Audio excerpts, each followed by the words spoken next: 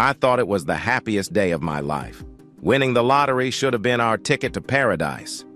But as I held that winning ticket, I watched my wife pack her bags with another man. Betrayed and abandoned, I felt the searing pain of her betrayal cut through my joy.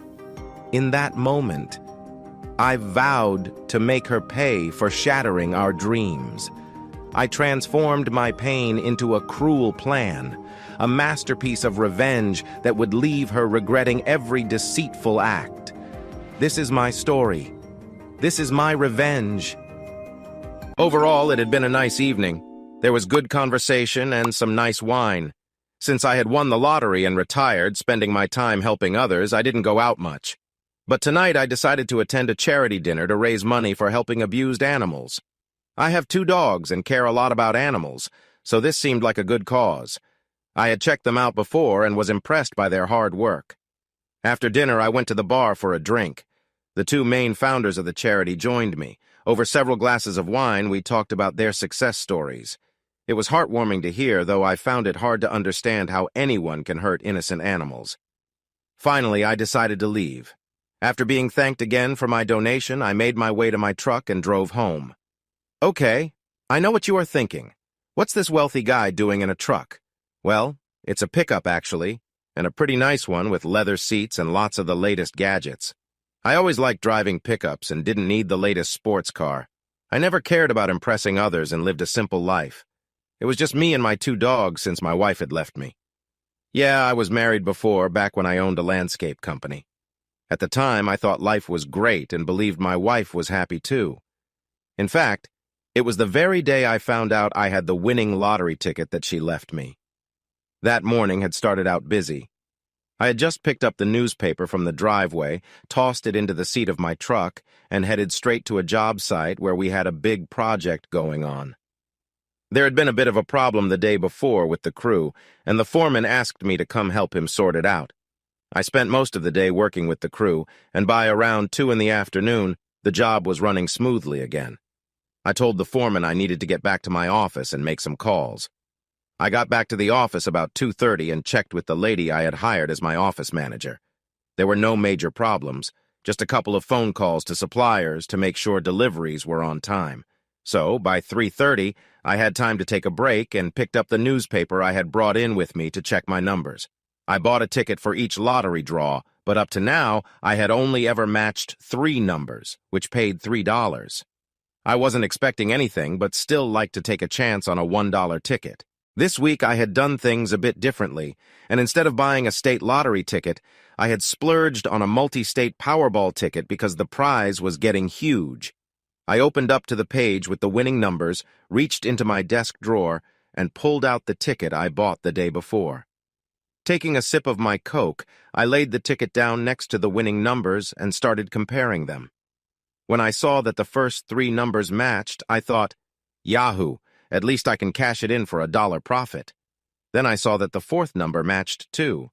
Even better, this should be worth $50 or $60. Then I was stunned when the first 5 numbers matched. Wow, this could be worth $1,000, I thought. Then the 6th number matched too. Now my hands were shaking. This ticket was worth a lot of money. 1 number left, the Powerball. For a few minutes, my vision went blurry, and my head started spinning. Then when I looked again, the numbers matched.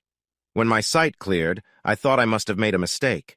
So I checked again, and then once more. It was no mistake. I had picked all the right numbers. The paper said only 1 ticket matched them all, and I was holding it in my trembling hands. We were rich, my wife and I, that is.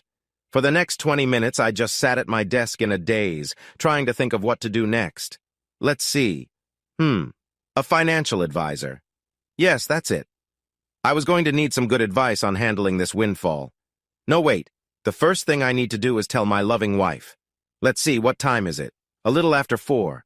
She would be home soon from her job at the bank.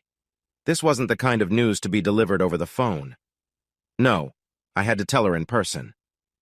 Jumping up from my desk, I rushed out to my truck, mumbling something to my office manager about needing to take care of something at home and that I would see her tomorrow.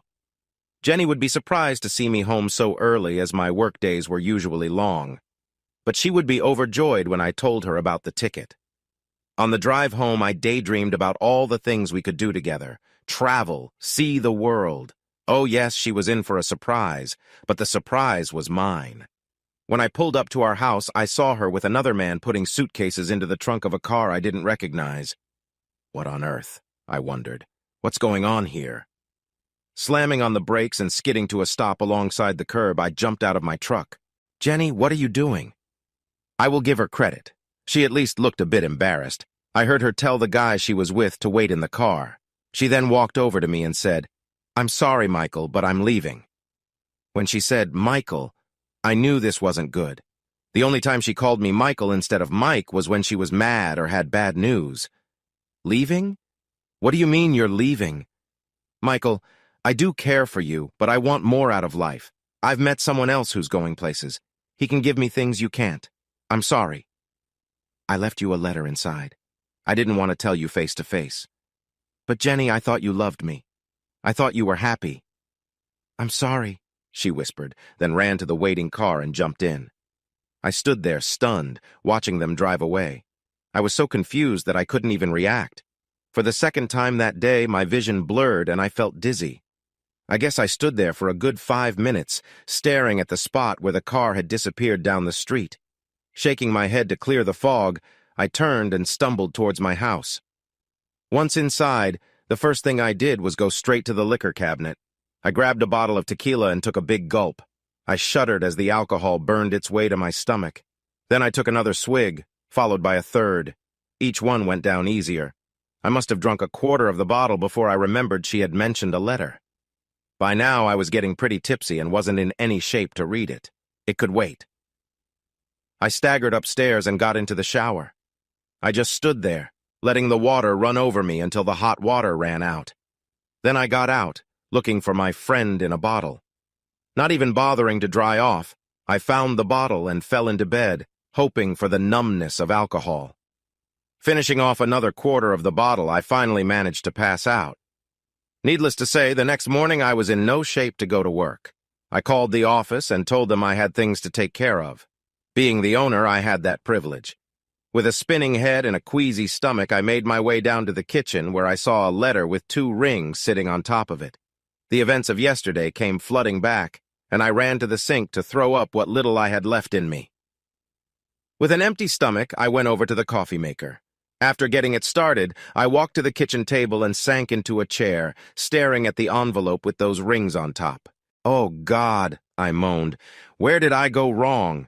Still not able to reach for the letter, I waited for the coffee to brew. Filling a large cup, I sat down again, staring at the letter. 2 more cups later, I finally reached out and took hold of the envelope, pushing the rings to the side. I opened it.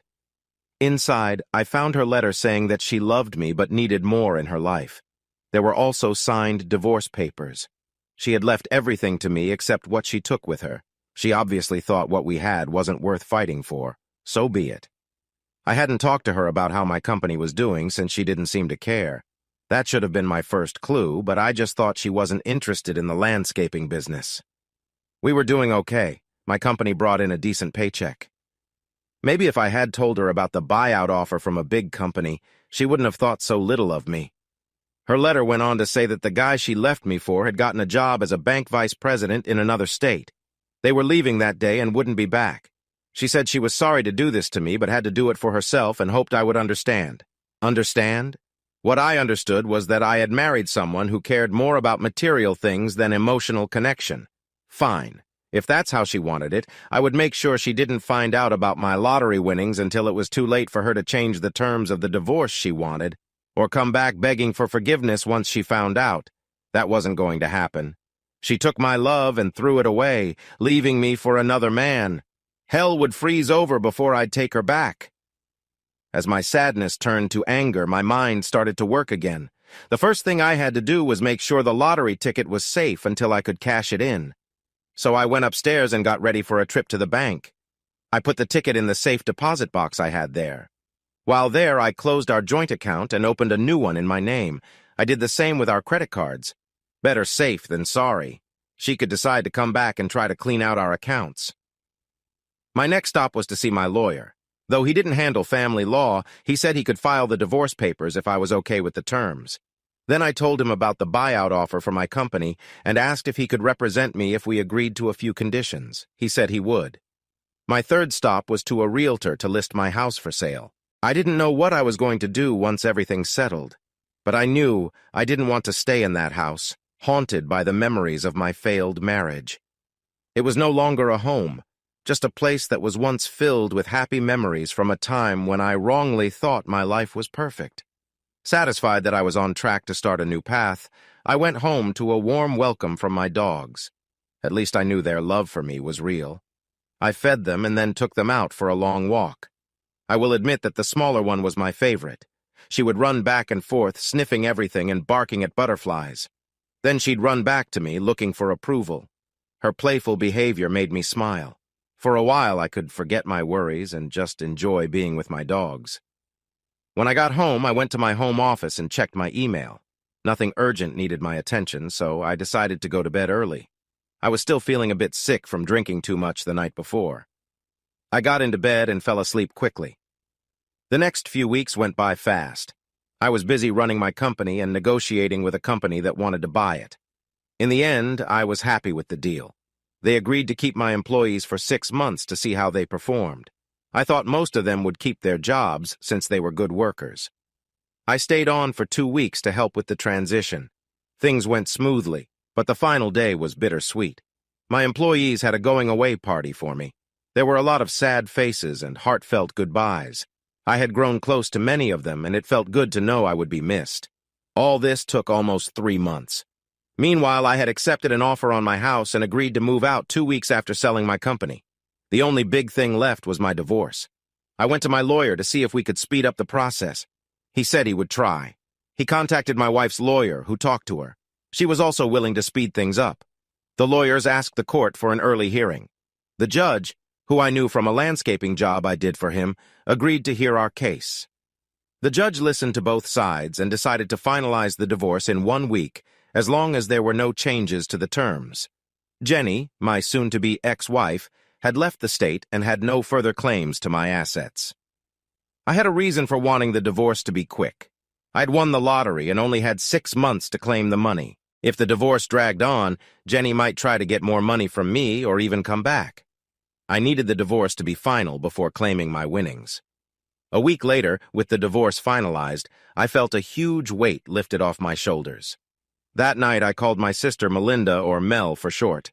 She was my only close family since our parents had died in a car accident while I was in college. Mel and I had always been close. I hadn't called her sooner because I didn't want to worry her. "Hey, sis, it's me," I said when she answered. "Mike, it's so good to hear from you. I thought you forgot you had a sister," she joked. "Sorry, Mel. Things have been hectic, but they're settling down now." As always, she could tell something was up. "Okay, baby brother, out with it. What's wrong?" she asked, concerned. "I have good news and bad news." I paused. "The bad news is Jenny and I are divorced." She gasped. "Oh no, Mike, what happened?" I told her about coming home to find Jenny with another man, the short talk we had, and the divorce papers she left. I didn't mention the tequila. When I finished, my sister spoke up. "That woman! If I ever see her, I'll give her a piece of my mind." For the first time in a while, I laughed. Mel was always protective of me. "I'm so sorry, Mike. I know you loved her, but you said you had good news." "What is it?" "Before I tell you, you have to promise not to tell anyone. Do you promise?" "Don't tell George about this yet, please." George was Mel's husband and father to their 2 lovely but sometimes mischievous daughters. Their relationship was something I deeply admired. Everyone could see how much they loved each other and their kids. "Mike, you know I don't keep things from George," Mel said firmly. "I know, Mel, but this is about me, not you. Everything will come out soon. Just keep it quiet for a little while. Please, Mel," I pleaded. She sighed and said, "Okay, Mike, I'll keep your secret, but I don't like keeping things from George." "I understand, sis. Just for a couple of days. Anyways, you remember the big Powerball jackpot about 4 months ago?" I asked. "Of course. I even bought a ticket. I remember only one ticket won, but I never heard who claimed it." I paused and then said, "I had to wait for my divorce to be final before claiming the prize." What? Are you telling me you have the winning ticket? She exclaimed. In the background, I heard George's voice. Is everything okay, honey? Yes and no, dear, she said. It's Mike on the phone. I'll explain later, but right now he needs a friend. All right. Tell your brother I said hello. George says hi, she whispered. Mike, I can't believe you have the winning ticket. Believe it, sis. I will claim the prize the day after tomorrow. I've been talking to a money expert about how to handle it and just have a few things to finish tomorrow. I sold my company and house. I have no ties here anymore. Can I come visit you for a while? I asked. I heard her happy scream this time. Yes, little brother. We would love to see you. Please come. Then I heard my nieces asking if everything was okay. Yes, it's your Uncle Mike. He's coming for a visit. Their cheers made me smile. As you can hear, we're all excited to have you. How soon can you get here? I have a plane ticket to Austin for the day after tomorrow. I will go to the lotto office that morning, then catch my flight, which lands at 7:15 p.m. on Friday, I told her. I gave her my flight details, and she promised to pick me up at the airport. That night, I slept better than I had in months. I couldn't wait to see my sister, nieces, and George. He was a good husband and father, and he made my sister happy. Her happiness was important to me. Finally, Friday morning, I waited outside the lottery office. Claiming the prize was more detailed than just handing over the ticket and getting a check. There was paperwork and a press event. The jackpot was over $265 million. The Powerball folks wanted to promote the game. I chose to get the money over 20 years, which meant I'd get over $13 million every year. A lot for a man who came from little. I wished my parents were alive to see my good luck. Even after taxes, I had more than enough. After the press meeting, I said I had a plane to catch and went back to the motel where I had stayed since selling my house. I packed my bags and put the dogs in the truck. My first stop was my old landscape company to pick up Antonio. He was my first employee and stayed with me through tough times. I planned to give him my truck plus a surprise bonus. Instead of going to the commercial airport, we went to a private one. I found a charter flight to Austin that let me bring my dogs in the main cabin. I didn't want them flying alone. At the airport, I handed the truck keys and title to Antonio. We both had tears in our eyes as we said goodbye. I gave him an envelope with a surprise bonus for his loyalty. As I walked to the plane, I heard him shout, "Patron! Patron!" He ran towards me, tears in his eyes, and hugged me. "Gracias, patron, gracias!" He had opened the envelope and saw the check for $100,000. Standing tall, he said, "Vaya con Dios," and walked away. Smiling, I boarded the plane and sat near my dogs. The pilot said the other passengers would arrive soon, and we'd take off on time. I thanked him and took out my Sudoku puzzle book from my carry-on bag. I always enjoyed doing crosswords and Sudoku puzzles when I had time to spare.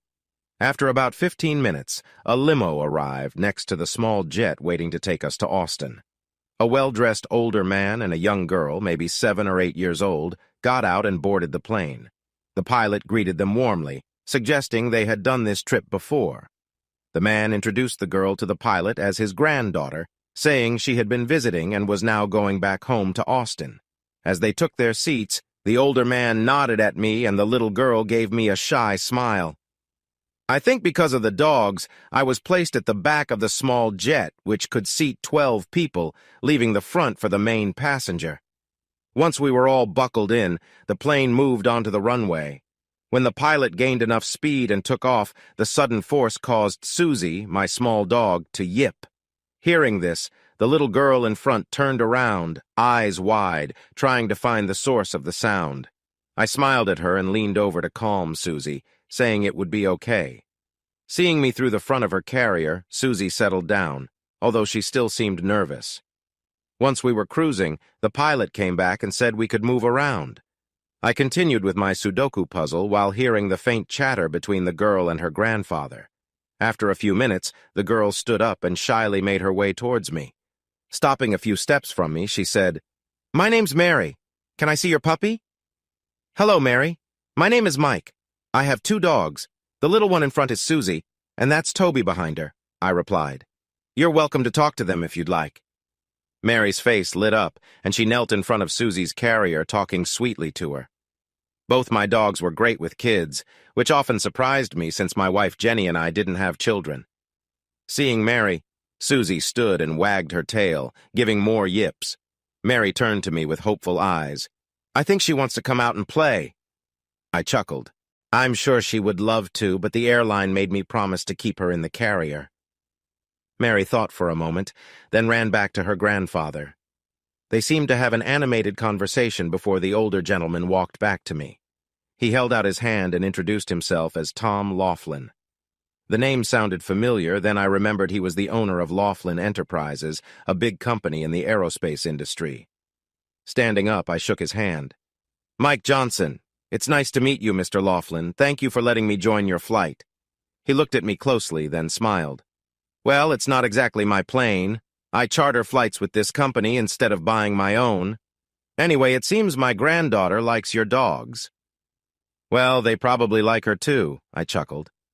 "They're good with children, then?" he asked. "Oh, yes.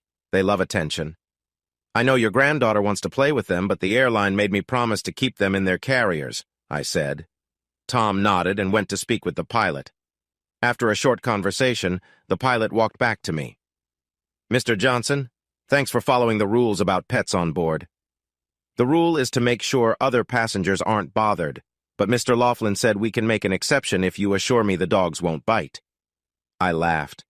"No, they might try to lick you to death if they're excited, but they've never bitten anyone." Satisfied, the pilot nodded and returned to the cockpit. Mr. Laughlin whispered to his granddaughter, who hugged him and then ran back to me, clapping her hands excitedly. "Grandpa says it's okay if you let them out. Please, I just know they are sad being locked up." All right, you win. Let's open their doors and let them out." The dogs seemed to know that Mary had helped them, and they covered her with licks, making her giggle. Watching them play made the time fly by, and soon the pilot told us to get ready for landing. Mary gave each dog a kiss before I put them back in their carriers. We landed at a private airport near my sister's place. I was glad because my sister and her family wouldn't have to travel far through Austin traffic to pick me up. As the plane stopped, I saw 2 SUVs pull up next to it. From one of them, a couple about my age got out. Must be Mary's parents, I thought to myself. I watched my sister and her family get off the plane. I needed to carry the dogs, so I let Mr. Laughlin and his granddaughter go ahead. Before leaving, Mary ran back to my seat and gave me a quick kiss on the cheek. "Thank you for letting me play with your dogs, Mr. Johnson." "You're welcome, Mary. Thank you for keeping them happy." Mary giggled and ran back to her grandfather, grabbing his hand as they walked down the stairs. As I picked up the carriers and headed for the exit, I could hear little girls squealing outside. When I stepped through the doorway, I saw my nieces jumping up and down along with Mary. They were clearly excited and knew each other. Mary asked them what they were doing at the airport, and I heard them mention their Uncle Mike. As I reached the bottom of the steps, they noticed me and came running towards me. I quickly set down the pet carriers and knelt to hug them. We exchanged kisses on the cheeks, and the girls started talking so fast I couldn't understand them. I just nodded and smiled. "Girls, give your Uncle Mike a chance to breathe," my sister said. The girls giggled and stepped back, letting their mom come forward. She hugged me tight. "I'm so glad you're here, baby brother." "Me too, sis. Me too." After a quick squeeze, she stepped back, and George came over to shake my hand. "I'm so sorry about Jenny. I can't believe she did that to you." "Neither can I, George. I never saw it coming," I replied. My nieces were still excited, jumping up and down. I finally understood something about the TV. "What's got you girls so excited?" I asked. "We saw you on TV just before we left to come get you." "You were on the news," said Jeannie, the older of my nieces. "Oh, no," I groaned. "I hoped the story wouldn't go national." Lisa, who was standing with her parents, asked why I was on TV. My nieces tried to explain how I had won the powder ball. This made the parents laugh. Lisa's dad came over and shook my hand, congratulating me on my win and saying they had seen the same story. After some introductions, we finally loaded up and headed for my sister's home. The girls insisted I sit between them in the back seat and that each of them hold one of my dogs. The drive to their house was fun, filled with light chatter. I learned that my nieces and Lisa went to the same school, and Jeannie and Lisa were in the same grade. Missy, the younger niece, was a year behind Jeannie. I caught up on what had been happening with my sister and her family in the past year. We all laughed when Missy asked if I had brought the ball I won. After explaining, she realized I had won the lottery and that there wasn't a real ball. Soon, we arrived at their house, which was a large two-story ranch. George had a good job at an IT company, and my sister Mel ran a daycare center. Their house sat on 5 acres of beautiful Texas hill country. Even though George's commute was long, they loved the area for raising their daughters. George helped me with my bags as the girls led the way to the guest room. It was cozy with a Western theme and had a bathroom attached. The dogs jumped on the bed right away, making my nieces laugh.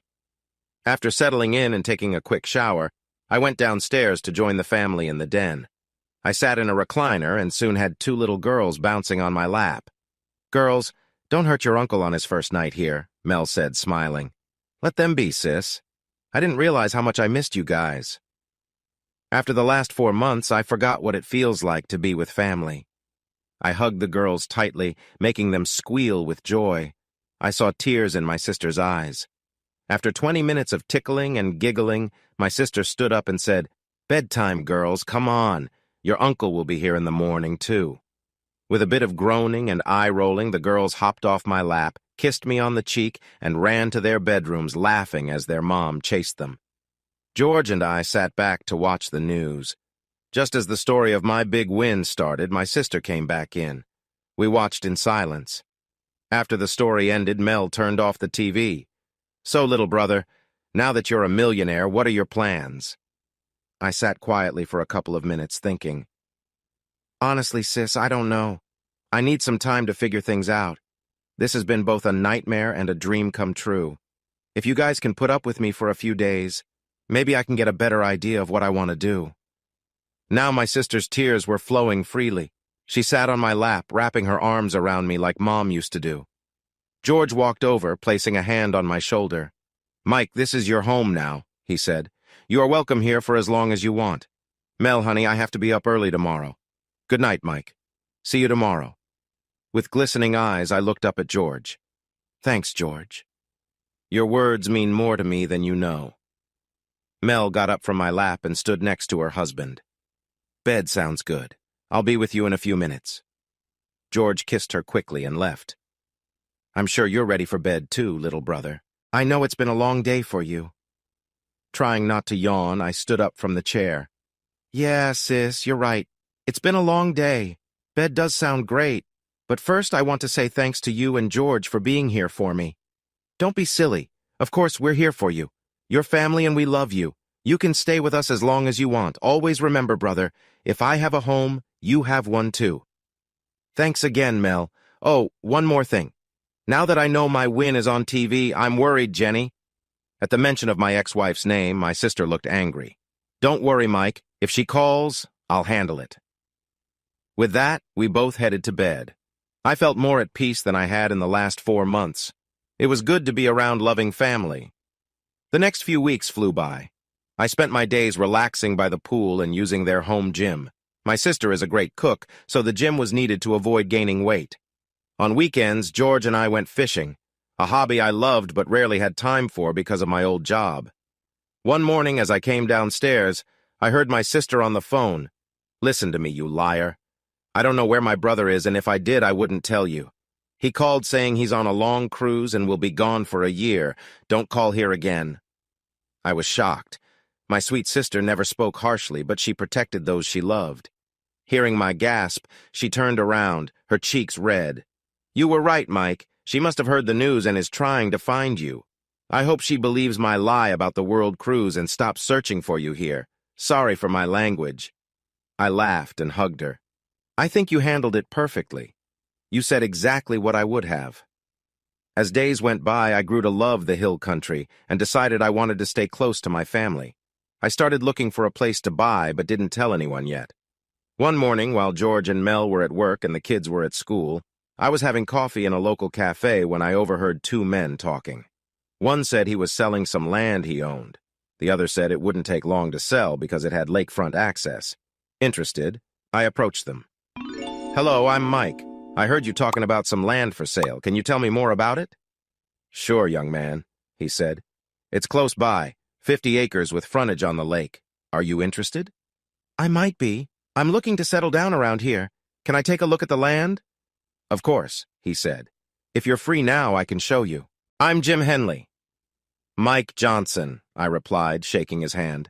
Nice to meet you. Yes, I have time now. We agreed that I would follow him and left to see the land. I was pleased when we stopped at a gate just a few miles from my sister's place. He unlocked it and then walked back to my car window. Why don't you park here and ride with me? I'll show you around. Sounds good, I said, turning off the engine. I got out and climbed into his truck. First, we'll go to a hilltop near the center. You can see most of the land from there. As we drove, he asked what brought me here. I told him about my sister living nearby and how much I liked the area. I didn't mention winning the lottery. When we reached the hilltop, we got out. The view was amazing. He pointed out the property lines and then suggested we go down to the lake. We stopped at a small cove surrounded by rocks, with a little inlet from the lake. The water is deep here.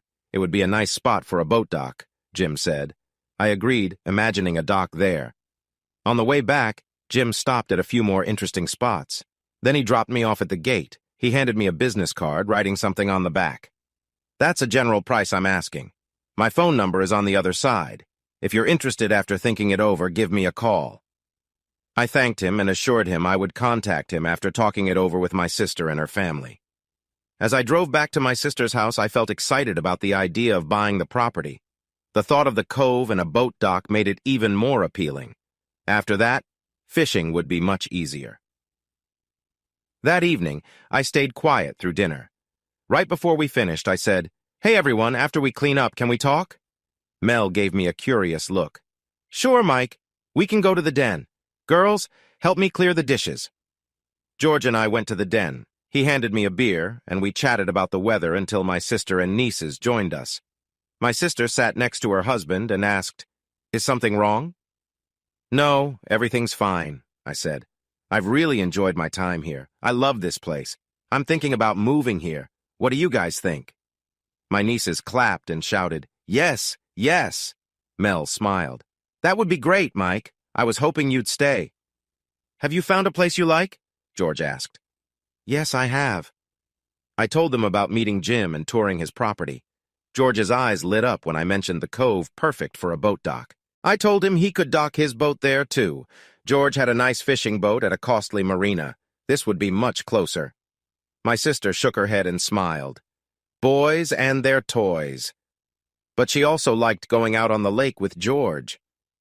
After the girls went to bed, I asked if they knew someone who could tell me if Jim's price was fair. I didn't know the property values here. Mel said she was friends with the real estate agent who helped them buy their house. Said she could help. That night, I went to bed thinking about what kind of house I would build. The next evening, Mel told me she talked to her friend, the agent. She suggested we all tour the property on Saturday if I could arrange it with Jim. I said I would call him. After dinner, I called Jim. "Jim, it's Mike Johnson. I'm interested in the property, but want my family to see it too. Can we tour it on Saturday?" "Mike, my wife and I will be out of town Saturday. But if you meet me at the cafe in the morning, I'll give you the key to the gate. You can show them around. How does that sound?" "Sounds great, Jim. I'll see you in the morning." I told Mel about the plan, and we decided to visit the property on Saturday. On the day of the tour, Mel's friend, Renee, joined us. We loaded into the SUV and drove to the property. We first stopped at the hilltop where we got out to enjoy the view. It was just as stunning as before. Everyone was impressed. Then we headed down to the cove. George and I talked about a boat dock while my nieces played along the shoreline. My sister packed a picnic, and we agreed the cove was a great spot to eat. While setting up lunch, I discussed the price with Renee. She said it was a bit high but fair because of the lakefront. With that, I made up my mind. I would call Jim on Monday to start the process. 2 weeks later, I owned 50 acres of beautiful Texas hills. I chose the hilltop with the great view to build my house. Renee helped me find a custom builder. I met 4 builders and picked one. I told him my plan for the house. 2 stories, 3 bedrooms, kitchen, dining room, living room, and a den game room downstairs. Upstairs would have the master bedroom with an office, sitting room, and a home gym. Outside, I wanted an infinity pool and a hot tub overlooking the hillside. The builder took my ideas. A few weeks later, he had a plan. With a few small changes, the blueprints were ready, and it was time to start building. I wanted an eco-friendly house, so I made sure the insulation was top quality and chose triple-pane windows. I arranged for a wind turbine on a nearby hill and solar panels on the roof. For drinking water, I would collect rainwater, and for the garden, a pump at the lake. It cost a lot up front, but would save money in the long run. Plus, it felt good to help the planet. For the next 10 months, I visited the site daily to watch the progress. I also learned about local plants because I wanted to design and manage the landscaping myself. The first thing finished was the floating boat dock, and George happily moved his boat there from the marina. Finally, the house was finished. After a final inspection that met my approval, all that was left was to complete the landscaping. I hired a local company and gave them plans. A week later, the landscaping was done. My sister helped me pick out furniture, and we got it all delivered and set up. She has great taste, and since we grew up together, she knew what would make me feel at home. I was ready to move into my new house. It was expensive and took a lot of my first year's lottery winnings, but it was worth it. Almost a year had passed since I cashed in the winning ticket, and I was about to get the second year's payment. I kept my sister and her family away for the last month so I could surprise them with the finished house. The day came to move in, so I loaded my things into the pickup I bought. My sister and her family followed me. When we arrived, the looks on their faces said it all. They were amazed. The house, with its wood siding and native stone, fit perfectly with the landscape. We toured the house and the girls went, "Ooh," and "Ah." I showed them where their rooms were if they ever wanted to stay over. We then went out to the back deck, which looked over the pool and hot tub. George loved the new barbecue I had set up. I really wanted my family to be there on my first night, so I asked them to stay. They lived only 2 miles away, but this was special to me. Mel took the girls to the supermarket to stock my kitchen and get some nice steaks for the barbecue, which everyone liked. While they were gone, George and I went down to the boat dock to check his boat. Then we sat on the deck, drinking some beers and watching my dogs explore their new yard. I had only landscaped about an acre around the house and put up a fence to keep the dogs close and safe. The pool and hot tub were also fenced in to prevent accidents. The girls came back with groceries, and we spent an hour bringing them inside and putting them away. Mel did a great job making sure I had everything I needed, including pots, pans, silverware, and plates. For lunch, Mel and the girls made us all sandwiches and chips, which we ate on the deck. As the day got warmer, my nieces wanted to swim. I told them to put on their suits and watched them happily run off to change. George, Mel, and I sat on the deck, sipping margaritas and keeping an eye on them. Later in the afternoon, Mel and I went to the kitchen. She made a salad and side dishes while I got the meat ready for the barbecue. About 45 minutes later, we all sat down to eat. The steaks were delicious, even if I say so myself. After dinner, we cleaned up the kitchen and then went to the game room to watch my nieces play video games on my new big TV. "Mike, you did a wonderful job designing your home. You must be very proud," George said. "I am, but I couldn't have done it without your help and support over the last year, and all the credit for the decorations goes to my sister for her great taste." I saw my sister blush. "I will never be able to repay you for all the kindness you have shown me," I said. "Oh, baby brother," my sister said with tears in her eyes. "We did it out of love. It was a gift, not a debt. I thank you both from the bottom of my heart. How about we put the girls to bed and relax in the hot tub?" We spent an hour enjoying the warm water under the stars before agreeing it had been a long day and we should go to bed. As I climbed the stairs to my room, I peeked in on my nieces. They were sound asleep, each with a dog tucked under their arms. I slept hard that night and woke up to the smell of breakfast.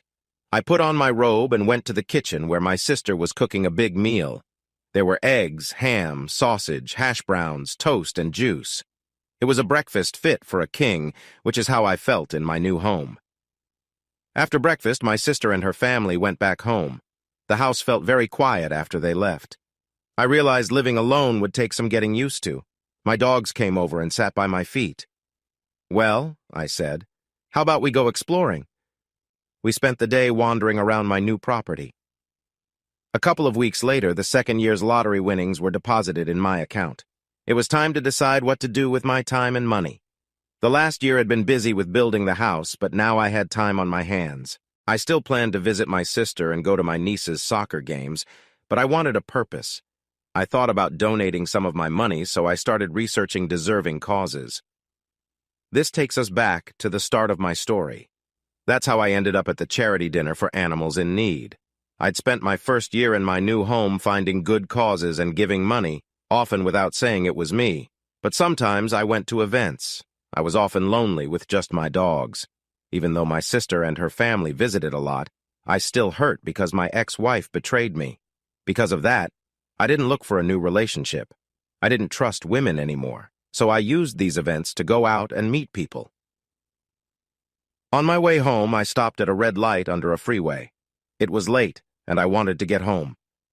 Over the sound of the radio, I heard a woman screaming. I looked around and saw two men bothering a woman in the shadows. Without thinking much, I reached under my seat and grabbed my gun. I had a license to carry it. With the gun hidden behind my back, I got out of my truck and walked towards them. When I was about 15 feet away, I shouted, "Leave the lady alone!" One of the men turned and growled, "Mind your own business!" I repeated, "Leave the lady alone!" One of the men started walking towards me. "I told you to mind—" He stopped when he saw me raise my gun and point it between his eyes. "Whoa, buddy. We were just leaving, don't do anything crazy," he said, backing away.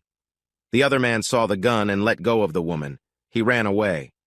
The man near me turned and ran off too. Seeing no more danger, I put the gun in my waistband and walked to the woman who was on the ground crying.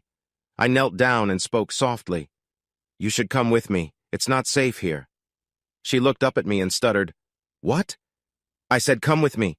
I'll get you to a safe place before they come back." "My daughter," she said, pointing up the hill. I looked and saw dark shapes up there.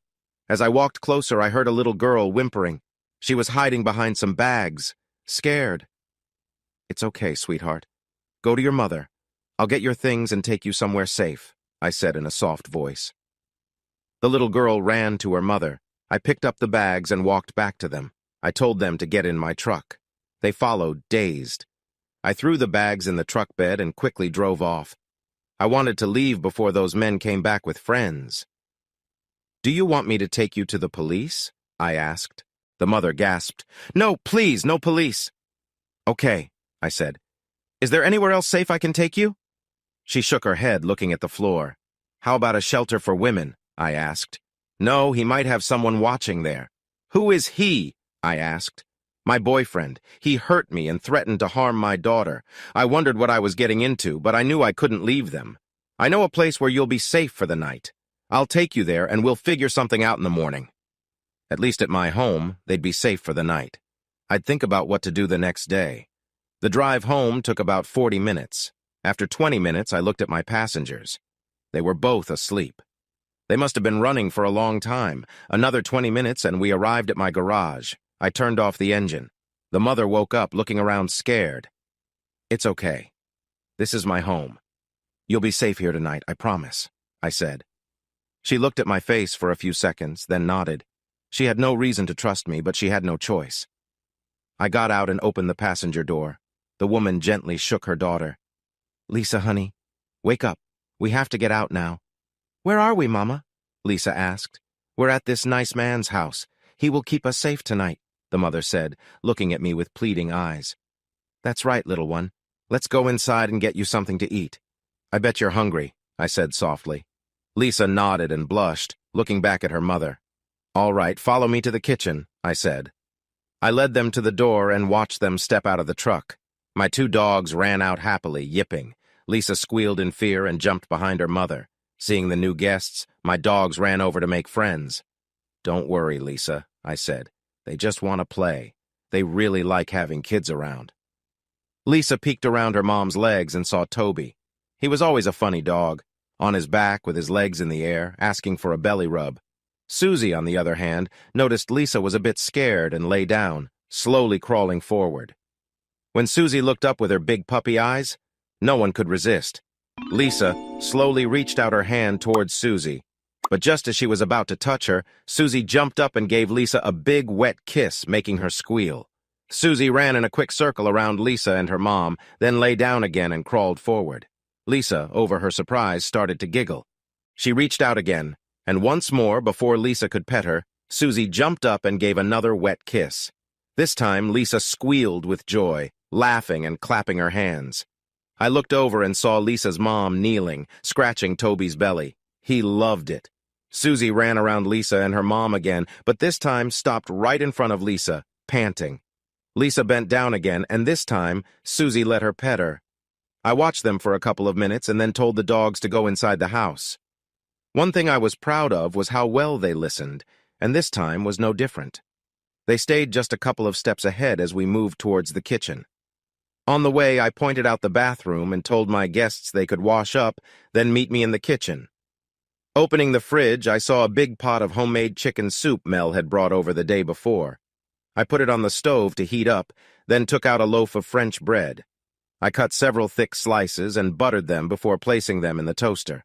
Next, I got 2 bowls and 2 spoons and set them on the table. Just as the soup started to simmer, I heard my guests come into the room. "Have a seat, ladies. The soup is ready," I said. I placed a ladle in the pot, carried it to the table, and set it on a hot pad. Scooping generous portions into each bowl, I set them in front of Lisa and her mom. Then I brought over the toasted bread and placed it between them. I asked what they wanted to drink. They chose juice for the mom and milk for Lisa. While serving the soup and drinks, I got a better look at the two. Both looked a bit thin, as if they hadn't been eating well, and their eyes seemed tired and scared. Lisa's mom kept looking around as if expecting something to jump out. I could tell they were not used to being watched while eating. "Ladies, I need to check my email. I'll be in the room next door if you need anything. Eat as much as you like, and when you're done, I'll show you to a room where you can sleep," I said, excusing myself to let them eat in peace. As I walked out, Lisa's mom spoke up. "Thank you, Mr. Mike. Just call me Mike." "And you are?" I replied. "Elizabeth. But everyone calls me Beth." "Well, Beth, I hope you enjoy the soup," I said, turning to leave. In the next room, I heard Lisa tell her mom, "Wow, Mom, this is the best chicken soup I've ever tasted." Yes, it is very good, isn't it?" Beth replied. I smiled, knowing Mel would be happy to hear that. The soup was really good, much better than any canned stuff. I went to the game room where I had another computer, though checking my email was just an excuse to give the ladies some privacy. Instead, I turned on the TV and caught up on the day's news. About 30 minutes later, I heard water running in the kitchen sink. I got up and found Beth washing the dishes. I cleared my throat so as not to scare her and walked over to the dishwasher, opening it and telling her to just put the dishes in there. I picked up the soup pot lid from the table and saw they had eaten a good portion. They needed the food. Beth blushed. "I hope we didn't eat too much of your soup. It was just so delicious." I laughed. "No, I'm glad you liked it. My sister made it and brought it over. She usually makes too much, and it often goes to waste." I looked at Lisa, who was still sitting at the table, her little eyelids drooping with sleepiness. Now that the kitchen was clean, I said, "Ladies, if you will follow me, I'll show you to your room." I led them to the room Mel and George used when they stayed over. It had a big king-sized bed and an attached bathroom. I told them to wait a moment and went to the next room, where my niece Jeannie stayed when she visited. She always left some nighties here so she didn't have to bring them from home. It had become usual for the girls to spend at least one weekend a month here so my sister and her husband could have some alone time. I came back with a nightie and a robe in hand. Giving them to Lisa, I said, "These should fit you. They belong to my niece, and she's about your size. And for you, Beth, I believe my sister keeps something you can wear in the closet over there." Beth. "The bathroom is through that door," Mike said. "There's soap, shampoo, and fresh towels. You can use the shower or the bath, and there's lots of hot water." Beth felt embarrassed and looked down. She knew they hadn't been able to clean up recently. "Oh, one more thing. The door locks so you can feel safe. If you need anything, my bedroom is at the top of the stairs, first door on the right. Good night, ladies." Mike closed the door and turned towards the stairs. Beth quickly locked the door behind him. He smiled as he heard the lock click and walked upstairs to his bedroom. I can't blame them, he thought. They're in a strange house with a stranger. He got ready for bed and lay down, wondering what tomorrow would bring with his unexpected guests. Eventually, he fell asleep. Once Mike said goodnight and closed the door, Beth locked it. She couldn't help but wonder what kind of man would bring two strangers from the side of the road into his home. From what she had seen, he seemed well off. Although he seemed nice, she had been tricked by men before. After he left, she looked around the room. There was a large bed. She opened the bathroom door and gasped. It was as big as her last bedroom. There was a walk-in shower and a large bathtub. She turned to her daughter. "Come on, sweetie, let's get you cleaned up and ready for bed." Lisa yawned and followed her mom into the bathroom. Beth helped her daughter take a bath, put on the nightgown Mike had given them, and then tucked her into the big bed. Lisa fell asleep immediately. Beth found a simple nightgown and robe in the closet and went back to the bathroom. She filled the bathtub with hot water and sighed as she got in. As she soaked, she remembered the men who had tried to hurt her earlier that night. She shuddered and sobbed. "Thank God for Mike," she thought. "What would they have done to my daughter if they found her?" The warm water calmed her, and she enjoyed the bath, knowing it might be a long time before she could do this again. She thought Mike would probably take them back to where he found them in the morning. When she could no longer stay awake, she got out, put on the nightgown, and joined her daughter in the big bed. Mike woke up early as usual. He used the bathroom and put on his jogging suit. He went downstairs to let the dogs out. His coffee maker had already brewed a fresh pot, so he poured a cup and went to the deck, thinking about last night. He wasn't sure what to do with his guests, but he felt he had to help them. He usually donated to charities but hadn't personally helped anyone before. He noticed Beth seemed to have trust issues with men. He thought maybe his sister Mel could help. He decided to call her after breakfast. Feeling settled, he went for his usual jog around the property. He figured Beth and Lisa would sleep late since they were so tired. He was right. When he got back, he heard them starting to wake up as he went up for his shower. He showered and shaved quickly, then went to the kitchen to make breakfast. Denver omelets were his specialty. He prepared the ingredients and made hash browns the way his sister had taught him. He started a fresh pot of coffee in case Beth wanted some. As he finished the first omelet, he heard the bedroom door open. The two guests followed the smell of breakfast to the kitchen. He smiled at the sight of them peeking through the door. "Come on in, ladies. Have a seat. Breakfast is almost ready." Their eyes lit up. They were both wearing robes. Beth helped Lisa into a chair and then turned to Mike. "Can I help with anything?" she asked. "Nope, got it all under control. Would you like some coffee?" "Oh, yes, please." He poured her a cup. "Cream or sugar?" "No, black is perfect," she replied. She sat at the table while Mike served the omelets and hash browns. He got a glass of milk for Lisa. "I hope you like omelets. They're my specialty." They both took a bite. "Oh, this is good," they said. He smiled and started eating. They ate in silence, probably lost in thought or just enjoying the food.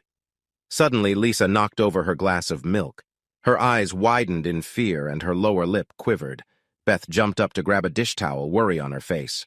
"What's going on here?" Mike wondered. "Someone must have hurt this child to make her act like this," someone said. I leaned down and spoke softly to Lisa. "It's okay, sweetie. Everyone has accidents. We'll clean this up and get you more milk. Don't worry." Lisa looked up at me with big eyes and asked, "You're not mad at me? You're not going to hit me?" I felt tears welling up as I replied, "Oh no, honey, I'm not mad at you, and I promise I will never hit you, ever." The fear in her eyes broke my heart. Beth, standing nearby with tears in her eyes, mouthed, "Thank you," to me. After breakfast, I asked them if they had any clean clothes. Their bags were still in the back of my truck. Beth looked embarrassed. "No, we haven't been able to wash clothes for a while." "All right then, let's gather what you have and get them washed," I said. There was no way I was letting them wear dirty clothes again. I went to my truck to get their bags while Beth collected the clothes they wore last night. I led her to the laundry room and showed her how to use the washing machine. "When you have the first load ready, just put them in, add this detergent, and pull this knob out. I need to make a couple calls." I left Beth to sort the clothes and went upstairs to call my sister. Beth sorted through their clothes while her daughter watched from the doorway. "I think he's a nice man, Mama. He didn't get mad when I spilled my milk." "Yes, honey. He does seem nice, Beth replied, though she felt unsure. She had been through a lot and couldn't believe someone would be so kind without a reason. Even if he just took them back where he found them, at least they had a couple of nice meals and clean clothes. She would do whatever it took to protect her daughter if it came to that. Mike upstairs, I called my sister's phone. Good morning, George. It's Mike. Can I speak to Mel, please? Good morning, Mike. Sure, she's in the kitchen. Hold on. A moment later, my sister Mel picked up. Hey, Mike. What's up? Sis, I need your help. Can you bring the girls and come over? I'll explain everything when you get here. Sure, give us 20 minutes. Thanks, sis. I hung up and went back downstairs to check on Beth and Lisa. They were in the kitchen talking quietly. Let's find something for you to wear while we wait for the laundry, I said. Beth, you can borrow something from the closet in the room you slept in. Lisa, we'll find something in the other bedroom. My niece is about your size. In Jeannie's room, we found a t-shirt, shorts, and clean underwear for Lisa. I left them to change. Soon, they came out dressed in clean clothes. Beth had put on a sundress my sister kept here.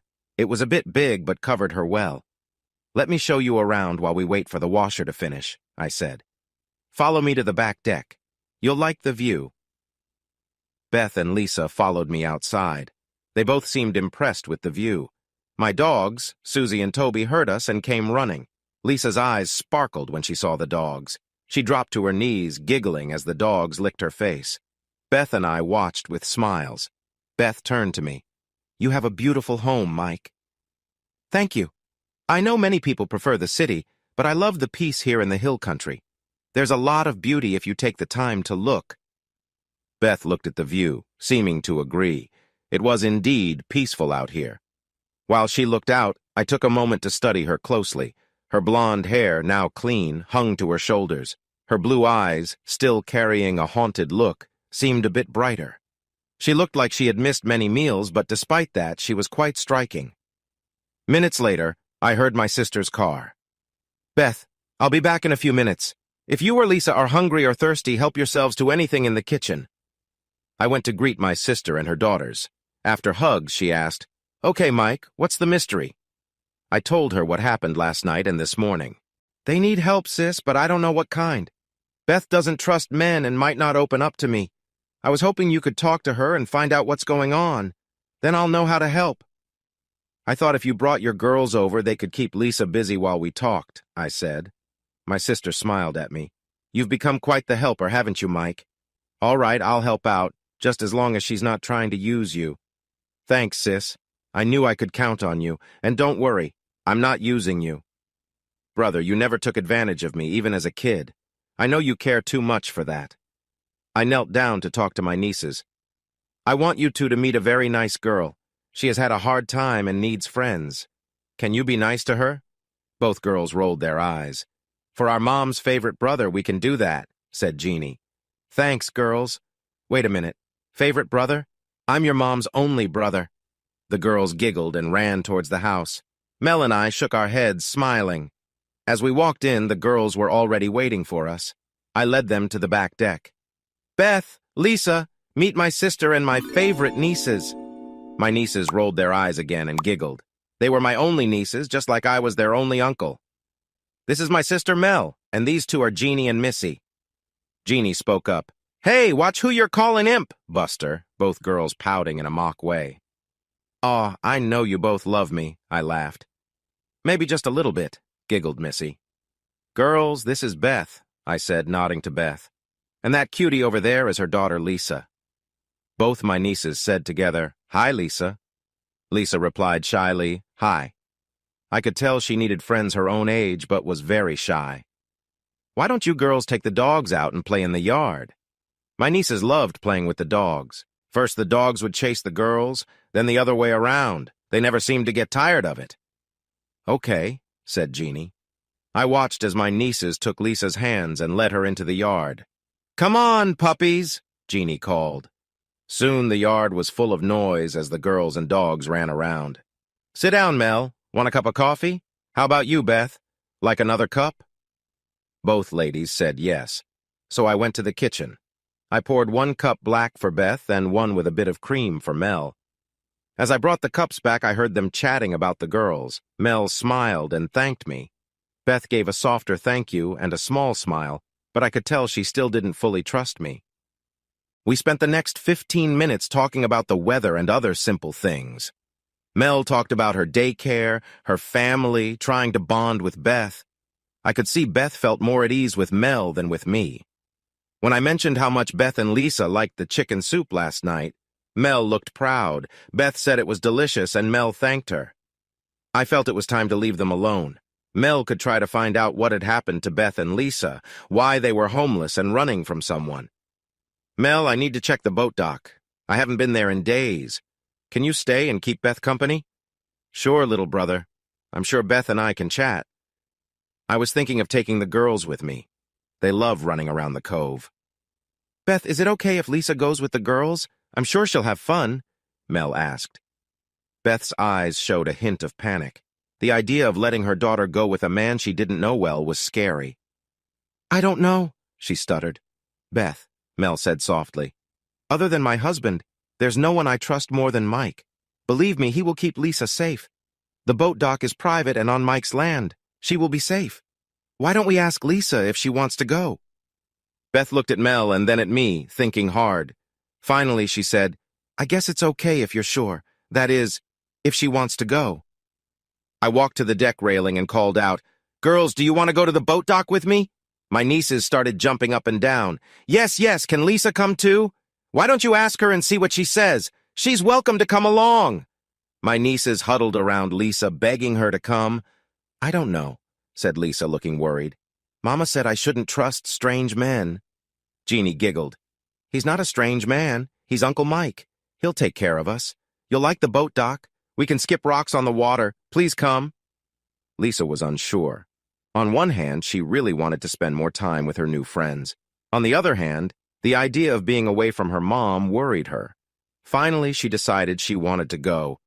Okay, I'll ask Mom, but I don't think she'll let me. With that, the three girls ran onto the deck. Lisa stopped in front of her mother while my nieces stood behind her. Mom, can I go with Jeannie and Missy to see the boat? Please, please, my nieces begged, all three giving Beth big puppy dog eyes. Lisa, are you sure you want to? Beth asked. Yes, Mom. Jeannie and Missy will take care of me. Yes, Miss Beth, we'll take care of her, Jeannie pleaded. Beth turned to me. How long will you be gone, Mike? We'll be back in about an hour. That way the girls can have fun and still be back in time for lunch. Well, if you're sure you want to go, Lisa, then I guess it's okay. Oh, thank you, Mom, Lisa cried, hugging her mother's neck. With that settled, I said, Load up, girls. Take the dogs while I get my keys. The girls ran to my truck, chatting excitedly like I was taking them to Disney World.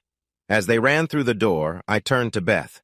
She'll be fine, I promise, and I'll bring her back if she's not having fun. Beth nodded and looked down, still worried if she made the right choice. It only took a few minutes to reach the cove. As soon as I turned off the engine, the girls and the dogs jumped out and started playing. I sat in the shade of a large oak tree, watching. I always enjoyed watching the girls and dogs play. Sometimes one of the dogs would run over and give me a big lick, showing they were having fun. Jeannie and Missy also took turns running over to hug me. Whenever my nieces hugged me, I could see Lisa watching. I thought she wanted to join in, but I didn't push her. She needed to decide for herself if she could trust me. I even let them take off their shoes and wade in the shallow part of the cove. Finally, it was time to leave. I told the girls to put their shoes on while I checked the boat. I saw Lisa whispering to the other girls. A minute later, all three came to me. Jeannie and Missy stood behind Lisa. Go on, Lisa. Ask him. He won't bite, I promise, Missy said. Lisa looked down shyly and asked, Can I see the boat, Mr. Mike? I've never seen one up close. Laughing, I replied, Sure, sweetie, but we have rules on the dock. Be very careful and no playing around, okay? Yes, sir. I promise. We walked down the ramp to the floating platform. I let Jeannie and Lisa go first so I could watch them. Lisa held Jeannie's hand tightly. This was a big adventure for her. I followed, holding Missy's hand. The girls knew the safety rules for boating. If they didn't follow them, they couldn't go on the boat. The dock had space for 2 boats and a big platform with lockers. Each slot had a lift to keep boats out of the water when not in use. I told the girls to wait while I lowered the boat. Once the boat was in the water, I took off the cover and climbed in. First, I called Missy and lifted her into the boat. Then I told Jeannie to bring Lisa over. I lifted Lisa in next. She looked surprised when I touched her, but I quickly put her in the boat next to Missy. Finally, I lifted Jeannie in. I sat in the driver's seat and told Lisa she could sit next to me. I explained the different parts of the boat. She nodded the whole time. I knew we needed to get back soon to avoid worrying Beth. Okay, girls, I said. I'd love to take you for a ride on the lake, but I didn't ask your moms. We need to get back for lunch. I stepped out and lifted Jeannie to the platform first. Lisa came next, this time letting me lift her without hesitation. Last, I lifted Missy out. The three girls held hands and whispered to each other while I covered the boat and lifted it out of the water again. We walked back to my truck the same way with Jeannie and Lisa holding hands and Missy and me behind them. I got everyone back in the truck, and we headed home. When I turned off the engine, everyone got out. This time, the three girls waited for me. As I walked up, Lisa said, "Thank you, Mr. Mike. I had a lot of fun." "You're welcome, honey. I'm glad you enjoyed yourself." "Thanks, Uncle Mike. We had fun too," Jeannie said. She and Missy hugged my legs. "You're welcome, girls. Now let's go inside and let Lisa's mom know we're back and safe. Then it'll be time for lunch." "Would you girls like me to make some of my famous hamburgers?" asked Uncle Mike. Jeannie and Missy jumped up and down. "Yes, yes, yummy!" they exclaimed together. Missy turned to Lisa. "My Uncle Mike makes the best hamburgers in the whole wide world," she said proudly. We walked into the living room and saw Mel and Beth sitting together. I noticed Beth had been crying. I looked at my sister, who mouthed "later" to me. I nodded. Lisa, still full of excitement, ran to her mother. "Mama, Mama, we had so much fun. We skipped rocks, waded in the water, and I even got to sit in a boat." Beth turned to me with a serious look. "You took my daughter on a boat?" she asked. I held my hands up. "Whoa, hang on. We just sat in the boat at the dock. I didn't even start the engine. I was with them the whole time. I wouldn't take Jeannie and Missy out without their parents knowing and saying yes." Beth's expression softened. "Oh, Mama, don't be mad. I had so much fun. Mr. Mike told me the safety rules, and Jeannie looked out for me the whole time," Lisa pleaded. Beth hugged Lisa. "It's okay, baby. Mama's not mad. I'm glad you had fun." Then she looked up at me. "I'm sorry, Mike. I should have listened first." "That's okay, Beth. No harm done. Now how about those burgers I promised the girls?" Mel spoke up for the first time. "Oh yeah, Beth. You have to try Mike's hamburgers. He's really good at grilling. How can we help, Mike?" "Nothing needed, ladies. This is my treat. Jeannie, Missy, why don't you show Lisa the game room, and you two can relax with your tea while I get everything ready." Without waiting for an answer, I walked into the kitchen. Mel and Beth looked at each other and shrugged. I got to work, seasoning the meat, slicing tomatoes and onions, and prepping the lettuce. I laid out different cheeses on a platter so everyone could choose what they liked. I opened a can of baked beans and put them on the stove to simmer. Then I took the patties and buns outside to the grill, fired it up, and started cooking. While the burgers were on the grill, I sat on the deck, sipping iced tea, thinking about the day and what Mel might have learned about Beth and Lisa. Just before the patties were done, I toasted the buns on the grill. Then I brought everything inside and set it all up on the counter. I called out, "Mel, Beth, tell the girls lunch is ready." I sat down at the table to wait. Everyone must have been hungry because they quickly filled the kitchen. "Okay, moms, help the girls make their burgers just the way they like them." Mel went to the counter with Beth. "You make one for Lisa, and I'll start with Missy.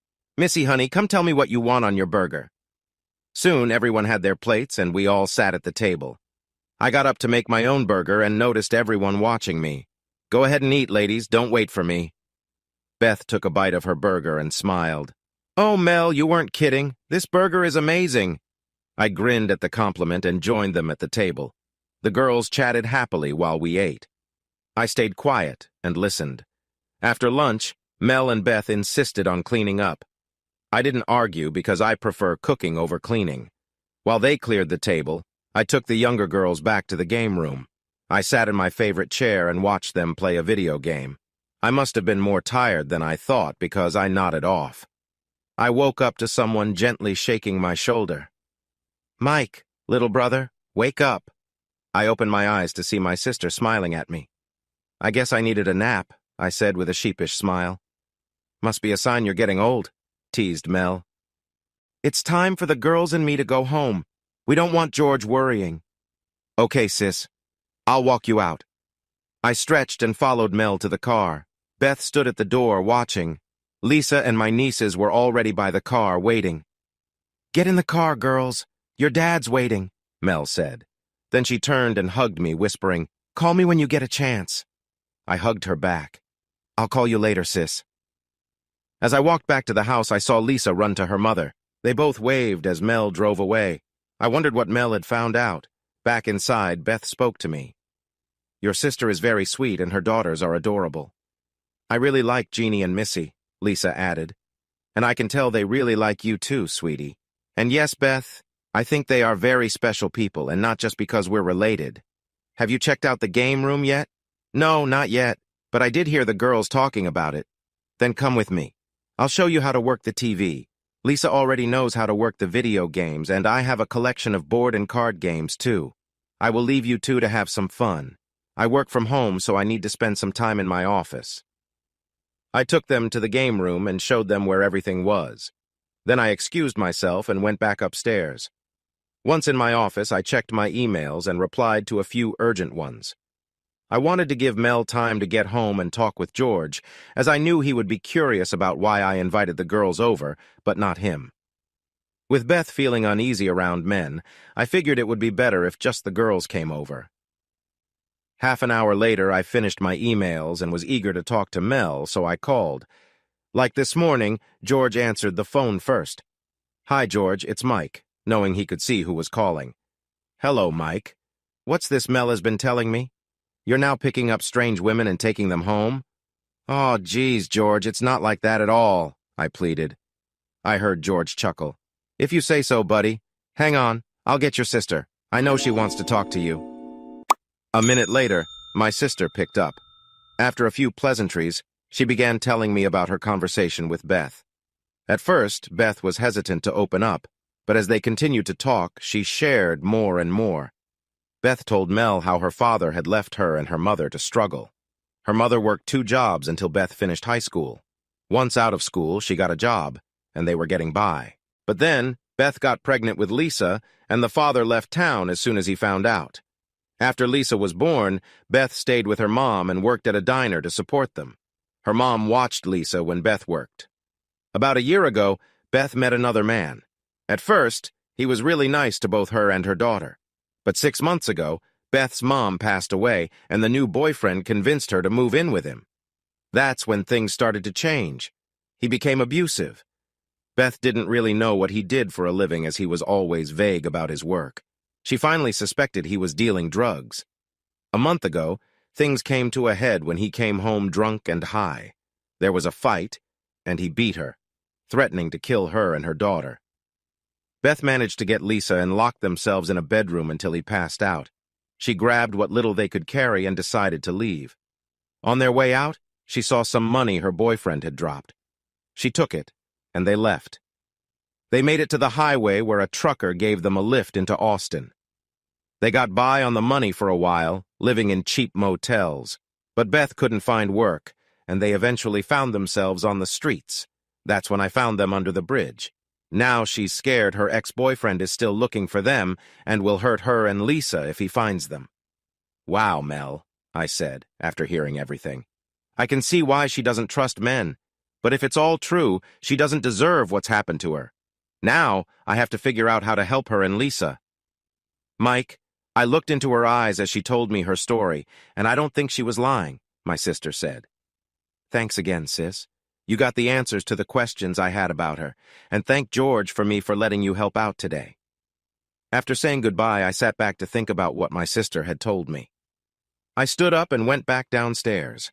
I needed to figure out what to do next, and a lot depended on Beth. I entered the game room and saw Lisa watching cartoons while Beth read a magazine. Lisa looked up at me as I entered, and I smiled at her. "You can keep watching your cartoons, sweetie. I just need to talk to your mom in the living room, okay?" Lisa smiled and nodded, turning back to the TV. I turned to Beth and saw her eyes darken, but she got up and followed me to the other room.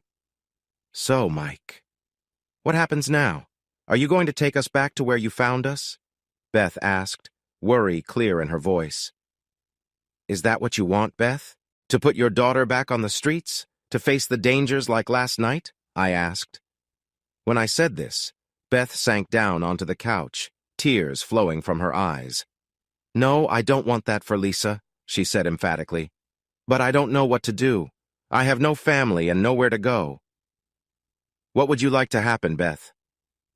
I don't know, Mike. I'm all out of answers. I do know I'm tired of running and being afraid. We sat in silence for a moment before I said, Will you let me help you and Lisa? Beth looked at me, suspicion filling her eyes. Why would you do that for us, Mike?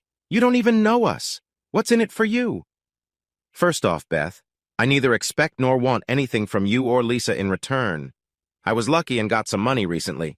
For the past year, I've been helping people by giving money to good charities, but I haven't been helping people directly. Maybe I'm being selfish. If I help you and Lisa fix your lives, I'll feel good about it. So it's up to you, Beth. I'm offering to help you and your daughter, but I can't force you. You and Lisa can talk it over and decide by tomorrow. If you want my help, we'll make a plan together. You can leave anytime you want. The only thing I ask is that you try your best for yourself and your daughter. If you don't trust me, I can take you wherever you want tomorrow. It's your choice. I'm tired and didn't sleep well last night, so I'm going to bed. You and Lisa can use the game room and eat anything you find in the kitchen. You already know where to sleep. Good night. I stood up, walked to the stairs, and went to my bedroom, leaving Beth to think about what I said. Beth sat and stared at Mike's back as he went upstairs. Is this real? She wondered. Could Mike really want to help without wanting anything back? She thought about everything he had done since he found them. He rescued her from a bad situation and took them to his home. He gave them food and a safe place to stay. And she remembered his sister Mel and her little girls who clearly loved Mike. He hadn't tried anything inappropriate, in fact. He said clearly he wanted nothing from her. Would it be so bad to accept his help? If he was like the other men in her life, she could leave with Lisa again. But for now, they had clean clothes, hot meals, and a warm bed. She saw that Lisa was already happier from playing with kids her own age. Beth decided to accept his offer but stay careful about his intentions. She had to try this for her daughter's sake. In my room, I took a shower and got into bed. I couldn't sleep easily, thinking about the story Beth told Mel about her life. If it was true, I hoped she would let me help her, especially for her daughter. My sister told me that their clothes were very old and worn, so the first thing would be to get new clothes for both of them if Beth decided to stay. Then, we need to get Lisa into school. I would need to talk to Beth about getting her school papers. With these thoughts in my mind, I finally fell asleep. The next morning, I woke up at 6 a.m. like usual.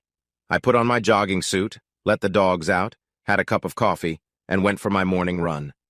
Unlike yesterday, I found Beth and Lisa in the kitchen when I came back. Lisa was sitting at the table watching her mom cook. Beth turned towards me when I walked in. I hope you don't mind. I thought I would make breakfast this morning. No, not at all. I'm just going to take a quick shower and I'll be back, I said, heading to my room. I showered and shaved quickly, got dressed fast and went back to the kitchen. My timing was perfect as Beth was just putting the plates on the table. I sat down and looked at Lisa. She gave me a shy smile and said, Good morning, Mr. Mike. Good morning, sweetie. How are you today? I'm good, she giggled. And Beth, how are you this morning? I asked. I'm good, she said with a slight smile, making Lisa giggle again. I started eating breakfast, 2 fried eggs, 2 pancakes, sausage, and toast. It was really tasty.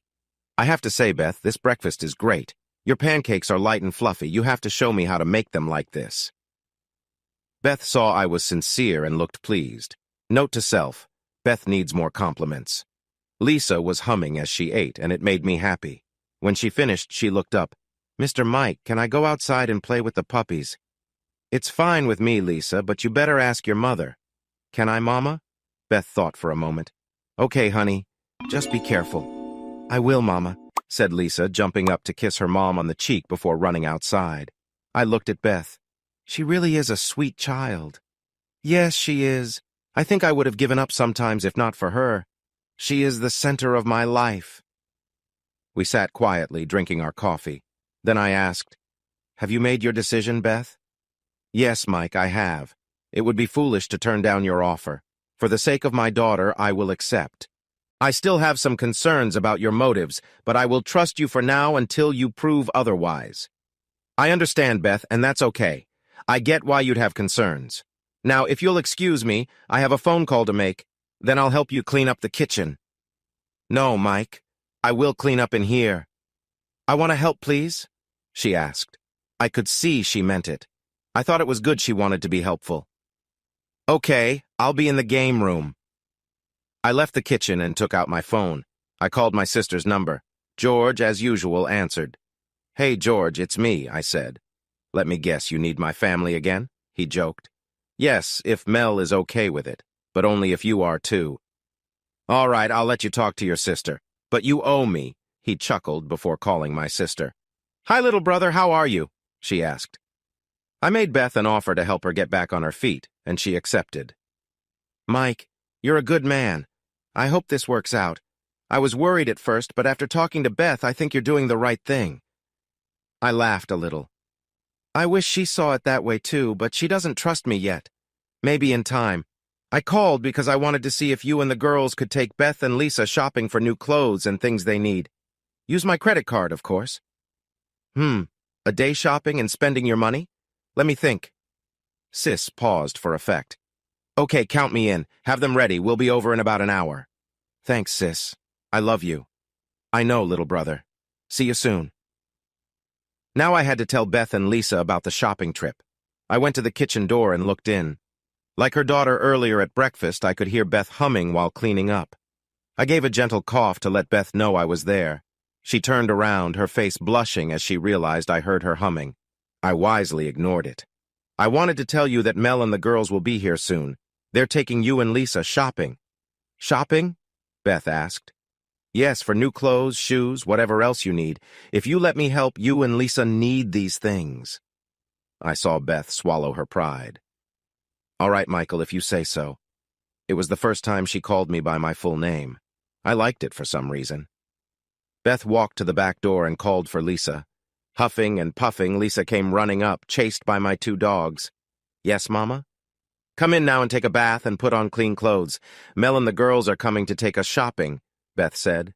At the mention of my nieces, Lisa's eyes lit up like a Christmas tree. "Jeannie and Missy are coming? Yay! Okay, Mama, I'll hurry and take my bath." She scampered off to the bathroom.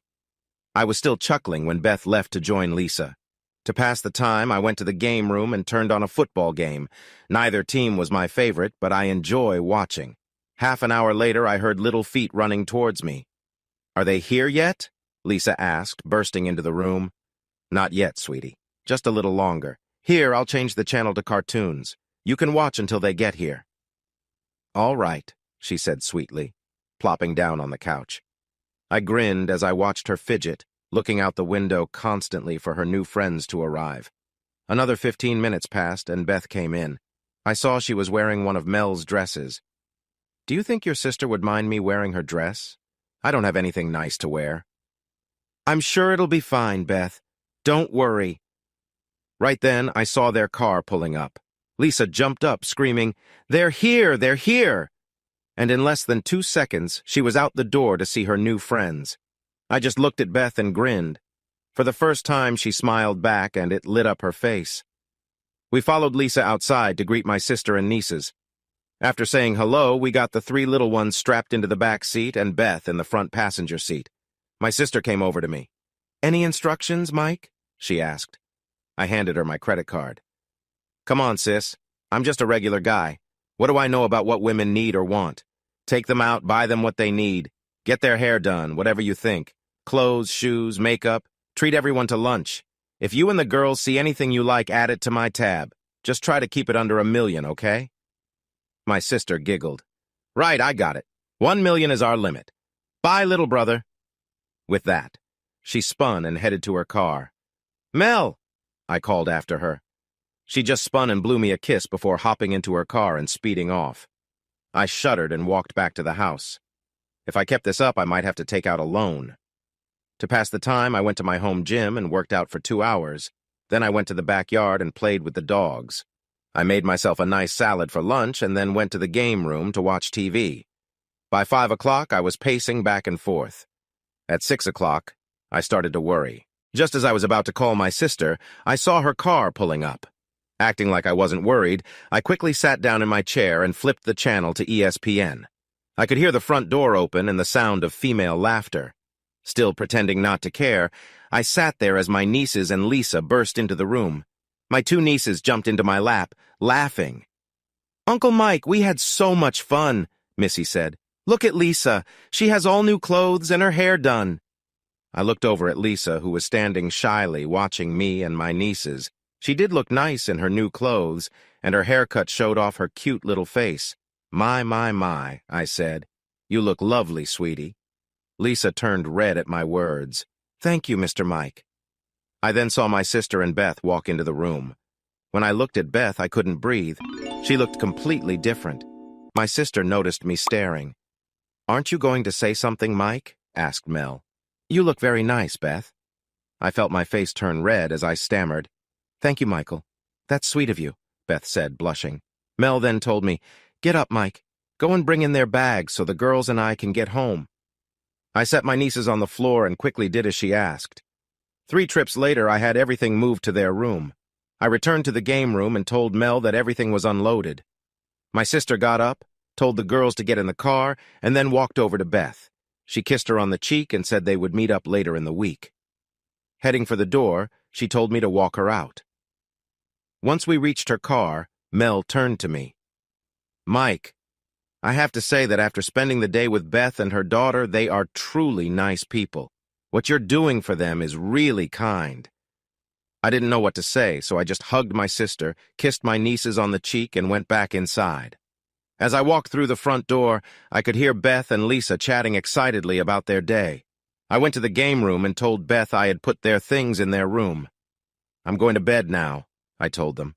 "If you're hungry, help yourselves to whatever is in the kitchen. I'll see you in the morning." I turned and walked swiftly to my room. After shutting the door behind me, I sat on my bed. I've only known Beth for 2 days, but when she walked in tonight, I was surprised. She was so beautiful, and my feelings for her were becoming confusing. "Get a grip," I told myself. "Do you want to go through another Jenny fiasco?" Thinking of my ex-wife and what she did to me was enough to snap me out of it. Beth and Lisa are just a project. I'm doing a good deed, not getting my heart broken again. Beth was taken aback that Mike had just walked in and said he was going to bed. She and Lisa had spent a wonderful day with Mel and her daughters. They had so much fun together. But now, coming back to Mike's home, he seemed cold and uneasy. Beth started to worry that maybe they had gone too far today. Beth hadn't wanted to spend that much money, but Mel had insisted. Mel could be very convincing when she wanted to be. The morning had been tense for Beth, but by lunchtime she and Mel were getting along really well. By the time they got back to Mike's home, Beth felt like she had known Mel for years. Watching Lisa laugh and have fun with her new friends was also amazing. It had been a long time since she had seen Lisa this happy. Mike's reaction when they returned was not what Beth had expected. She wasn't sure what she expected, but it sure wasn't the cold reception he gave. She began to fear that Mike might ask them to leave. This would really hurt Lisa, who had just made new friends. That night, Beth slept poorly, tossing and turning, wondering what tomorrow would bring. The next morning, I started my usual routine with a cup of coffee and then went for a jog. I decided I had to keep things businesslike with Beth. Keeping distance from other women had been easy before, but having Beth live in my home was different. There was no way to avoid contact. After my run, I found Lisa and her mother in the kitchen, just like yesterday. "Morning, ladies," I said as I walked in. "Good morning, Mr. Mike," giggled Lisa. Morning, Mike," muttered Beth. I noticed Beth looked tired, as if she hadn't slept well. "Just gonna shower and then we'll be back down," I said, heading out of the kitchen. While showering, I wondered if something was bothering Beth. Being a typical guy, I didn't realize it was because of my actions last night. I decided to let her tell me in her own time. I finished my shower and went back to the kitchen, where my breakfast was waiting. I sat down and began to eat, glancing at Beth occasionally. She was barely picking at her food. I decided not to push her to tell me what was wrong. Instead, I waited until I finished eating. Beth, now that you've accepted my help, we need to get Lisa enrolled in school. Lisa's eyes widened. School? Yes, young lady, school. As I said this, I noticed Beth look up at me. Lisa then asked, Will I be going to the same school as Jeannie and Missy? Yes, sweetie, you will, but I can't promise you'll be in the same class. We'll have to wait and see. Oh, okay. I looked back at Beth and she was staring at me. What? I asked. Nothing. It's just... She trailed off. It's just what, Beth? No, it's nothing. You're right, Mike. Lisa does need to be in school. Having said that, Beth got up and started clearing the table. I stood and began to help her. I can do this, Mike, I said to myself, feeling ready for the talk. Lisa, why don't you go play outside with Susie and Toby for a bit? I suggested. Lisa looked at her mom, who nodded in agreement. As soon as Lisa closed the door, I asked Beth to sit down. Beth, since we'll be living together until you feel ready to leave, we should set some ground rules. First, I don't expect you to be my maid. I appreciate help, but I can do my share too. That means helping clean up after meals. Got it? Yes, Mike, she replied. Second, let's talk about sleeping arrangements. Beth's eyes widened, but I continued calmly. Right now, you and Lisa are sharing a room. There are 3 bedrooms downstairs. 2 are connected by a shared bathroom. If you and Lisa want separate rooms, you can choose any. It's up to you. Beth sighed in relief, realizing I wasn't suggesting anything awkward. My rooms are upstairs, and I'll take care of them. We'll share the downstairs areas. You and Lisa should keep your rooms clean. I'll respect your privacy and not enter them. For common areas, we'll all clean up after ourselves. Does that sound good? Yes, Michael, she said again, using my full name. It felt unexpectedly nice. My ex, Jenny, only used it when she was mad. Now we need to think about getting you a job so you and Lisa can be financially independent. Any ideas on what you want to do? I've worked as a cashier and waitress before, she told me. That's a start. Is that all you want to do, or are you aiming for more? Suddenly, Beth started crying. Oh no, tears. I never knew how to handle tears. I'd like a better job, but I only finished high school. No one would hire me for anything else, she said, her voice breaking. Feeling flustered, I softened my tone. Okay, Beth. Let me see what jobs are out there. We'll talk about it, okay? Beth nodded, wiping her tears. All right, let's clean up the kitchen, I suggested. We silently tidied up. Feeling guilty for making her cry, I excused myself to my office. Inside, I pondered what to do next. Making Beth cry had unsettled me. My past work experience with mainly men didn't help here. I needed to talk to Mel. I called my sister's daycare center and left a message for her to call me. To distract myself, I played Sudoku on my computer. After an hour, my phone rang. What's up, little brother? Need advice? What? Can't I just call my big sister because I love her? Cut the crap, Michael. I made Beth cry and I feel horrible, I admitted, and told her what happened. Mel gave me a reality check. Beth's not an employee. Be more sensitive. Then her tone softened. I'll take some time off tomorrow. I'll meet you at the school to register Lisa. The vice principal is a friend of mine and will help. After our call, I felt grateful for Mel. She had helped me many times since my divorce. I stayed in my office until lunch. At lunch, I invited them for sandwiches and soup. Lisa was excited, but Beth just nodded. Lunch was awkward with little conversation. I mentioned Mel meeting us at school, but Lisa noticed the tension. After lunch, I played more Sudoku in my office. Dinner was the same quiet affair, just different food. I cleaned up and went to bed without more conversation. I didn't know what to say. The next morning, I skipped jogging. Instead, I cooked breakfast. Beth seemed surprised when she walked into the kitchen. Our meal was quiet again, mainly answering Lisa's questions about her new school. After breakfast, we all got into my truck and went to meet Mel. My sister must have called her friend, the vice principal, the night before because they were quickly led into her office. I decided to stay in the waiting area and counted the ceiling tiles. About an hour later, the door opened, and my niece Jeannie came in. She saw me and ran over to give me a hug. I raised an eyebrow at her. Why are you being sent to the vice principal's office, young lady? Have you been causing trouble? Jeannie laughed and playfully slapped my arm. That's for me to know and you to find out, she said, before spinning around and going into the inner office. About 15 minutes later, Jeannie and Lisa came out holding hands. Lisa was excited.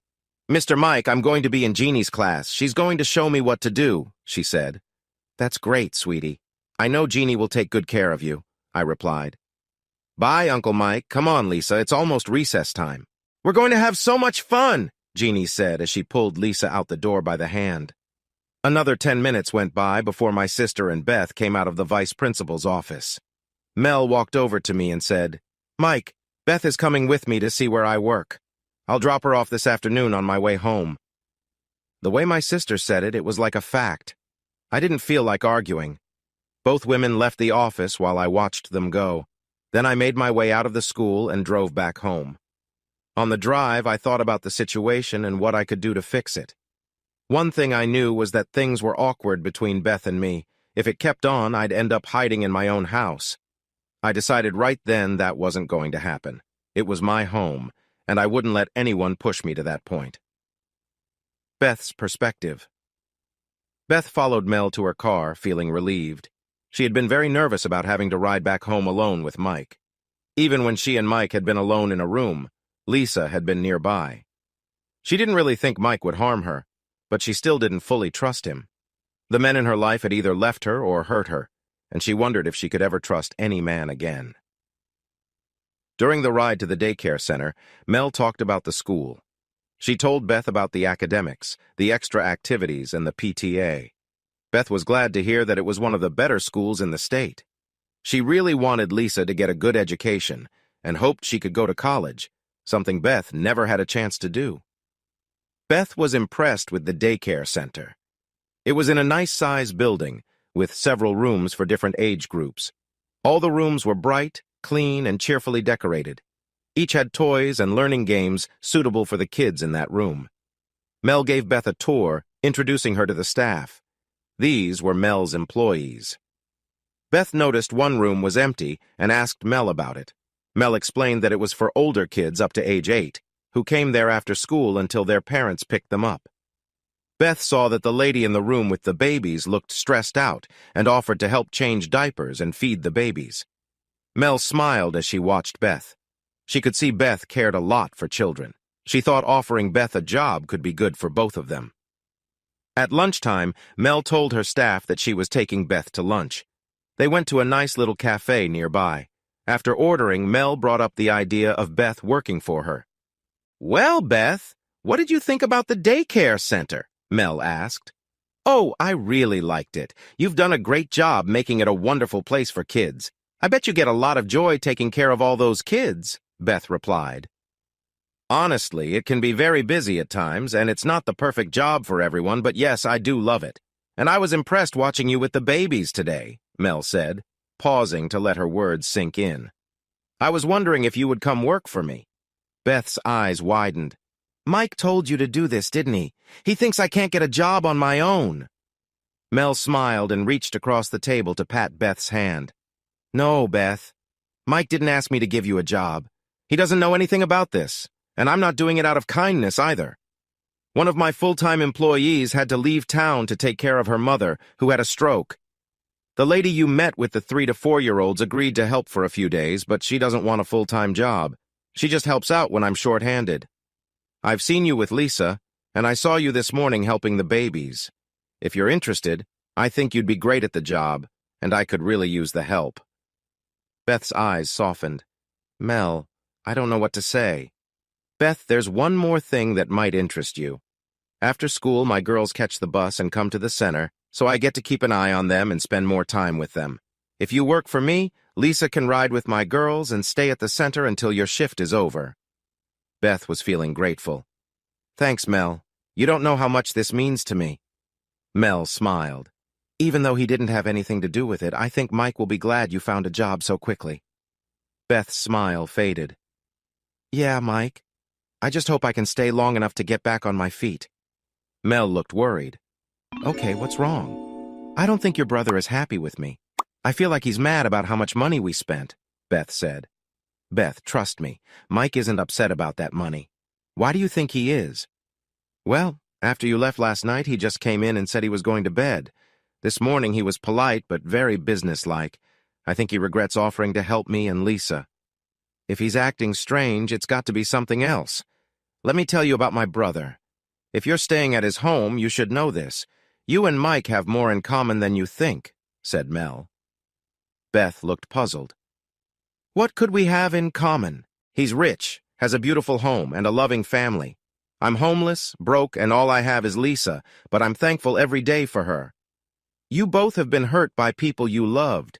When Mike was in high school, he really liked a girl. He thought they had a future until he found her with his best friend. Mike was so upset he joined the Marines right after graduation to get away. He served for 4 years, then came back and used the GI Bill to go to college. Mike studied plants and took care of lawns to help pay for school. He worked hard and people noticed. He got more requests than he had time for, so he hired help and built a small business. Around his junior year, he met Jenny. Beth saw anger in Mel's eyes at the mention of Jenny. Mel continued. Mike and Jenny dated until he graduated, then they got married. Later, Mike won the lottery but came home to find Jenny leaving him. Mike spent the first year building his house and needed time to get over Jenny. I started trying to get him to go out, but he refused. When he did join us, he made it clear to any woman that he wasn't interested. And believe me, a lot of women were interested. Mike is a good-looking man and wealthy, too. You both feel like you can't trust the opposite sex anymore, but he would never knowingly do anything to hurt you or Lisa. Beth nodded, thinking about what Mel had said. It didn't fully explain Mike's behavior, but it did help her see him differently. If he really was helping her and Lisa without expecting anything in return, then he was a very kind person. She acknowledged to herself that Mel's brother was indeed very handsome. After lunch, the two women went back to the center. Beth filled out her new employee papers and helped take care of the children. Lisa was overjoyed to ride the bus with her new friends Jeannie and Missy to the daycare center. She was even more excited when her mom told her she would be working there and they would ride the bus together every day. Around 5 in the afternoon, Mel called her brother. Meanwhile, Mike had decided not to go straight home after Mel left with Beth. Instead, he went to a cafe and met Jim Henley. They talked about the property Mike had bought from Jim. Jim was curious about the changes Mike had made. Mike invited him to see for himself, and Jim agreed. They finished their coffee and went to Mike's place.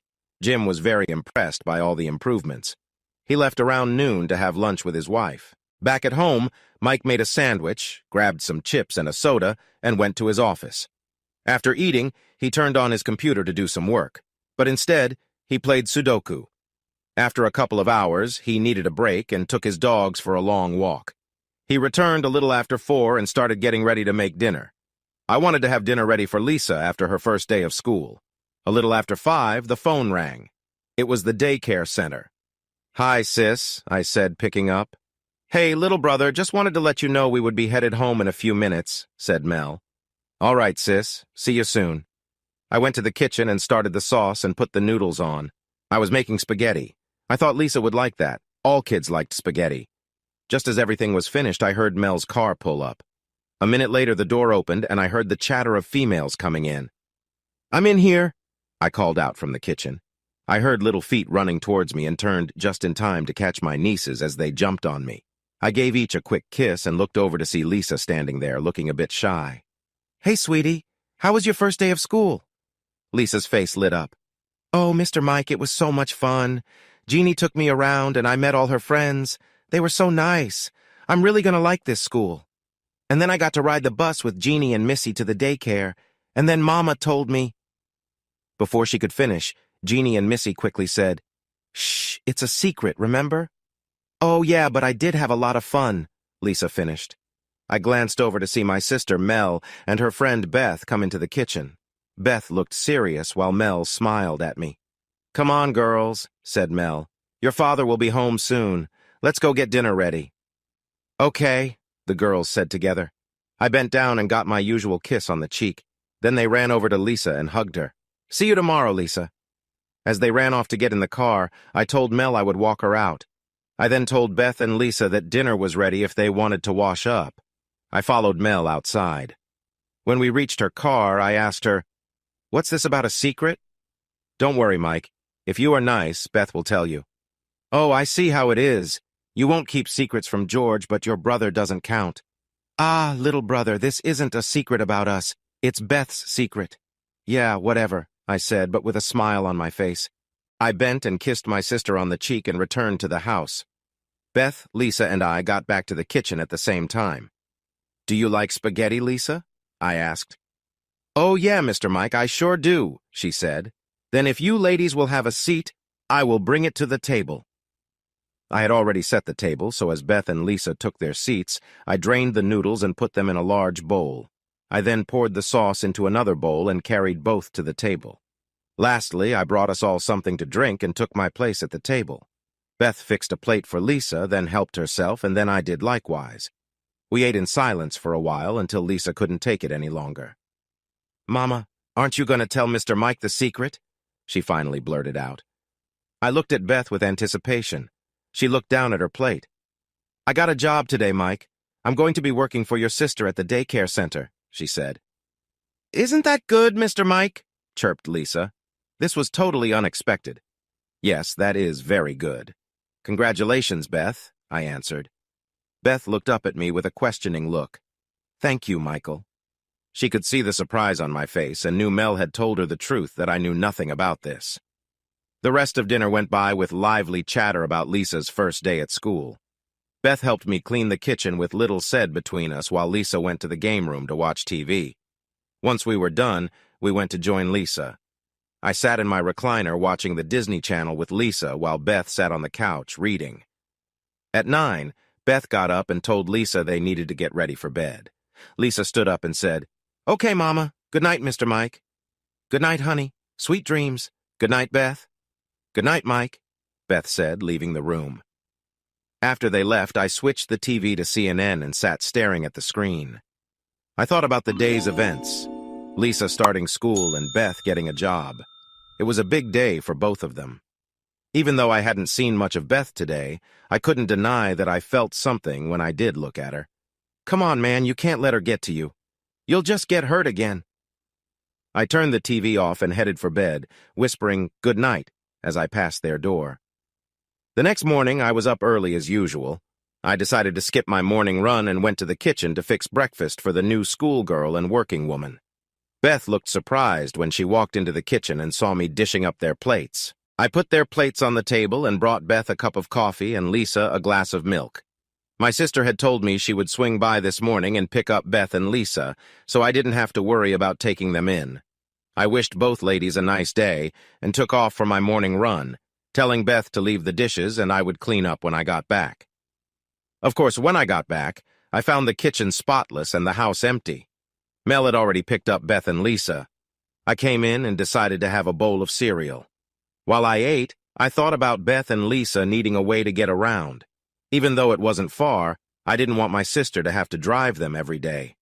I finished eating, went upstairs, and got ready to go out. An hour later, I was walking around a car lot looking. It was the same place where I bought my truck. The salesman who sold me my truck saw me and came out to greet me. He asked if there was anything wrong with my truck. I told him no, but I would like to find a nice used car for someone special. I gave him a look to show I didn't want any tricks. An hour later, I finished my purchase and set up the delivery. Feeling good, I headed home. Around 3 in the afternoon, the car arrived. I had them park it in the driveway so Beth would see it when she got back. Inside, I felt pleased with how things were going. Lisa was in school, Beth had a job, and now she had a car. I planned to give her the keys when she got home. I felt pretty proud of myself. A couple of hours later, Mel's car pulled up. I went out to greet them. My sister noticed the car in the driveway. "Whose car is that, Mike? Are you having visitors?" "No, no visitors. I realized Beth and Lisa needed a way to get around, so I bought it this morning for Beth." Beth stood there, her mouth open in shock. "Mike, you shouldn't have. You're already doing so much for us." "Beth, think about it. You're working and Lisa is in school. Do you really want to rely on someone else to take you everywhere?" I asked. "Well, no," she replied. "Thank you, Michael." I handed her the keys and asked if she wanted to take it for a drive. Lisa thought it was a great idea and pulled her mom along. As they drove off, my sister turned to me. "You're a good man, little brother." "Aw, shucks," I said. "I'm just being practical." My sister smiled, stood on her tiptoes, and kissed my cheek. She and her girls then left for home. I went back inside to wait for Beth and Lisa to return. At dinner, Lisa and Beth talked about their new car. They were excited to have a way to get around without depending on me or Mel. After dinner and cleaning up the kitchen, we all went to the game room. I sat in my chair, and Beth on the couch with a magazine. Sometimes I would glance at Beth and catch her looking at me, but she quickly looked back at her magazine. Each time our eyes met, I felt nervous. I tried to focus on the TV, but I couldn't help looking at Beth. Finally, at 9, Beth and Lisa went to bed. After putting Lisa to bed, Beth lay awake thinking about how much her life had changed. One day she was homeless, and now she had a beautiful house, a job, a car, and her daughter was in a good school. She also thought about Mike. When their eyes met, she felt butterflies in her stomach. She was confused by her feelings after everything she had been through. Thinking of Mike, she finally fell asleep. Mike. The next morning, I got up and found Beth in the kitchen making breakfast. She was excited to drive Lisa to school and herself to work in her new car.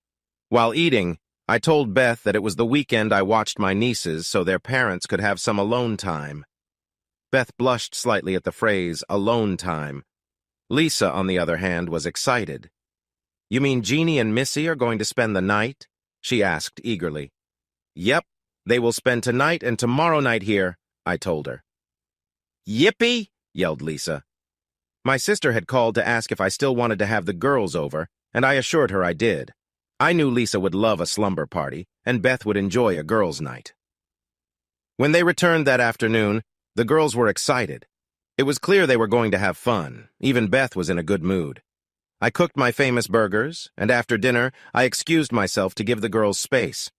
From my office, I could hear their squeals and laughter. Beth's laughter made me smile.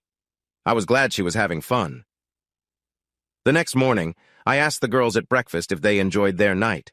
They replied with big grins and excited nods.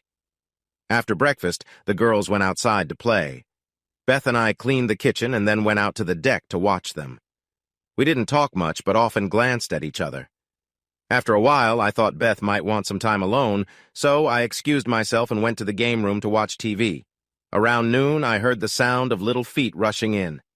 "Uncle Mike, we're hungry," said Missy, climbing into my lap. "I bet you are," I said. "What do you think I should do about that?" "Feed us!" Missy exclaimed, hugging my neck. Laughing, I stood up, tossing Missy over my shoulder. "All right, come on, let's make lunch." We decided on sandwiches and chips. Beth helped me make everything. As we finished lunch, Jeannie asked, "Uncle Mike, can we go swimming in your pool, please?" "Sure, it's warm enough today," I said. "Lisa, do you have a swimsuit?" "Oh, yeah, Mr. Mike. Mom and I bought new ones when we went shopping. Put yours on too, Mom, and come swim with us." Beth looked flustered and blushed. I could tell she felt shy about wearing a swimsuit in front of me. I asked her, "Beth, can you swim?" She nodded, so I said, "I need to do some work in my office. Would you mind going with the girls and keeping an eye on them?" "Sure," she replied. There wasn't much to clean up, so I told them to go change, and I would handle the kitchen. Just as I finished, the girls came out with towels, heading for the pool. Beth wore a cover-up that only came halfway down her thighs. As she walked by, I noticed she had great legs. While the girls had fun in the water, I went upstairs to work on the computer. I could hear their laughter through the window. After about 45 minutes, I stepped out onto the second-story deck overlooking the backyard and pool. I saw Beth getting out of the pool and walking to one of the loungers. She wore a modest yellow one-piece swimsuit that made her legs look long. I hadn't seen her in such little clothing before. It was clear she had a well-proportioned body. As she walked, water streamed down her body. She was quite a sight. She reached the chair, took a towel, and wiped herself off before sitting. Then she began to apply sun lotion to her legs. Suddenly, I looked down at the front of my pants and saw my embarrassment. I quickly stepped back into the house. It had been over 2 years since I was with a woman, and seeing Beth had sparked feelings in me. I needed to calm down. I went to the bathroom, started the shower, and stepped in. Reaching for the soap, I tried to relax. I felt ashamed for not controlling my feelings for Beth, who lived in my home. I knew she wouldn't have any feelings for me because of her distrust in men. If she noticed, she might leave with her daughter, breaking the trust she had in me. I got out of the shower, dressed, and stayed in my office until dinner.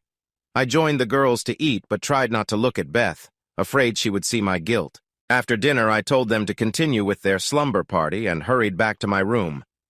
I went to bed early but struggled to sleep, thinking of Beth's image. Sunday morning, I woke up early, put on my jogging suit, and went for a long run, hoping it would clear my mind. When I returned, the girls were finishing breakfast. They told me they saved me a plate. I thanked them and said I would join them after a shower. 20 minutes later, I was having breakfast alone while the girls went to the game room. After I finished, I joined them. At first, I enjoyed watching the girls play. Beth sat on the couch reading as usual. From time to time, I couldn't help but glance at her. She wore a new sundress, and I couldn't help but think of her in the swimsuit. Despite my best efforts, I felt my body react. Not wanting to embarrass myself, I mumbled something about going to the bathroom and hurried upstairs. Once in my bedroom, I tried to calm down. Beth was sitting on the couch reading when Mike entered the game room. As usual, Mike sat in his recliner. She saw he enjoyed watching the girls play. She couldn't help but steal glances at him. Mike had showered and wore a tight t-shirt showing his muscular build. He wasn't too big, but just right. She wondered what it would feel like to be held by those strong arms. Beth was puzzled by her own thoughts. She shouldn't be thinking like this. She tried to focus on her reading but noticed Mike looking. Suddenly he mumbled something and hurried out. Her eyes followed him and she gasped. Was he reacting like that because of her? The thought made her feel a stir of emotions she couldn't ignore. She tried to dismiss it but couldn't help thinking about it. Beth needed to act quickly before the stain ruined her dress. She told the girls she was going to take a bath and would stay here. The girls just nodded and went back to their game. Beth hurried to her room, locking the door behind her, then did the same in the bathroom. She quickly filled the tub, undressed, and slid into the water. She tried to calm down but kept thinking about Mike. Her hands moved on their own and she felt a mix of emotions. She soon got out of the bath and dressed up, trying to push her thoughts aside. Meanwhile, Mike was also dealing with his own thoughts. He cleaned up and changed his shirt, hoping no one would notice. He went back downstairs and saw that Beth was no longer in the room. He wondered where she went but didn't think too much about it. Beth returned a little while later, looking a bit flushed but relaxed. She mentioned taking a bath and sat down. Mike, feeling more relaxed himself, glanced at her occasionally, especially at her legs. Just then, Mel arrived to pick up the girls.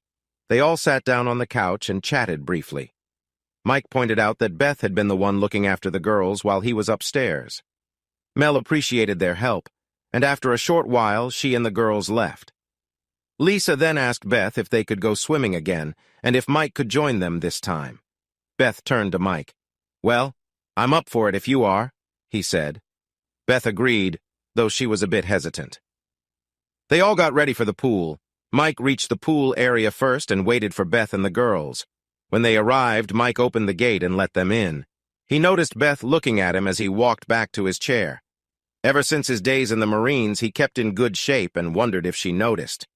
Beth wore a cover-up over her swimsuit. Mike put on sunglasses to keep an eye on her without being too obvious. Lisa jumped into the pool right away, while Beth took her time removing her cover-up and laying her towel on a lounger. After a few minutes of soaking up the sun, Beth joined them in the pool. They played with a volleyball, and Mike enjoyed the feeling of family that came with their time together. He knew he would miss them when they were gone. Beth was the first to get tired and said she was getting out of the water. She swam to the side near the loungers and climbed out, leaving Mike to play with Lisa a bit longer. Mike couldn't help but feel a strong connection to her as he watched her from the pool. As she stood up, she kneeled down a bit and I could see clearly between her legs. I almost gasped because I thought I could see the outline of her private area through the wetsuit. I felt myself getting aroused, so I quickly threw the ball to Lisa and swam to deeper water to hide it. About 15 minutes later, Beth told Lisa that we needed to get out of the pool for dinner and to prepare for bed since tomorrow was a school day. We went inside, changed clothes, and had a quick dinner. While we were eating, Lisa asked her mom if she could sleep in the room that Jeannie usually stayed in. She said she wanted her own room like Jeannie and Missy had at their house. At first, Beth didn't want to agree, but eventually gave in. After dinner, we gathered in the game room until bedtime. Tonight, I didn't stay up after they went to bed. I went straight to my room, took off my clothes, and got into bed. After putting Lisa to bed, Beth went to her room to get ready for sleep. She had been unsure about letting Lisa sleep alone, but then felt it was silly to worry. She knew that no matter what, Mike would never harm Lisa. Beth slipped into her bed and thought about the afternoon. Mike had stood by the gate for her, and she had gotten her first good look at most of his body. He had a nicely shaped upper body, a firm backside, and well-toned legs from jogging. As she thought about this, she felt a warm feeling in her body. She remembered how she couldn't stop looking at him while he played with Lisa. She had to get into the pool because she felt herself getting too excited and didn't want him to notice. Beth's hands moved down her body, and she lifted her nightgown. She remembered getting out of the pool and feeling embarrassed because she thought Mike had seen her too clearly. She had looked back and knew he had been watching her. Then she noticed he seemed excited too, and she was sure of it. Beth let out a sigh as she settled back into her bed, her feelings calming down. She giggled at the thought that maybe it was a good thing Lisa had her own room now. Soon she drifted off to sleep. Mike, as I got into bed, I started thinking about the pool earlier. Beth had taken off her cover-up and then bent over. Oh man, I thought, remembering how amazing she looked. When she reached for the ball, her body moved in a way that was so tempting. My hand moved faster as I thought about her. When she got out of the pool and bent over, I could see through the wet material, imagining more. I wanted to be close to her, to touch her and make her feel good. With these thoughts, I felt myself reaching the climax again. Then I fell asleep, still holding on to the feelings. I woke up the next morning with dried mess on me. I laughed, recalling what had happened. I took a quick shower and went to the kitchen where I found Beth humming while cooking. Lisa was at the table watching her mom. "Good morning, ladies," I said as I walked in. "Good morning, Mr. Mike," replied Lisa. "Good morning, Mr. Mike," echoed Beth, causing Lisa to giggle and me to chuckle. Breakfast was more relaxed today, though there was still a hint of something between Beth and me. After breakfast, Beth and Lisa went to school and work. I went for a jog and then worked out in the gym. For lunch, I went to a cafe in town and enjoyed some soup and salad. We had dinner and then headed to the game room.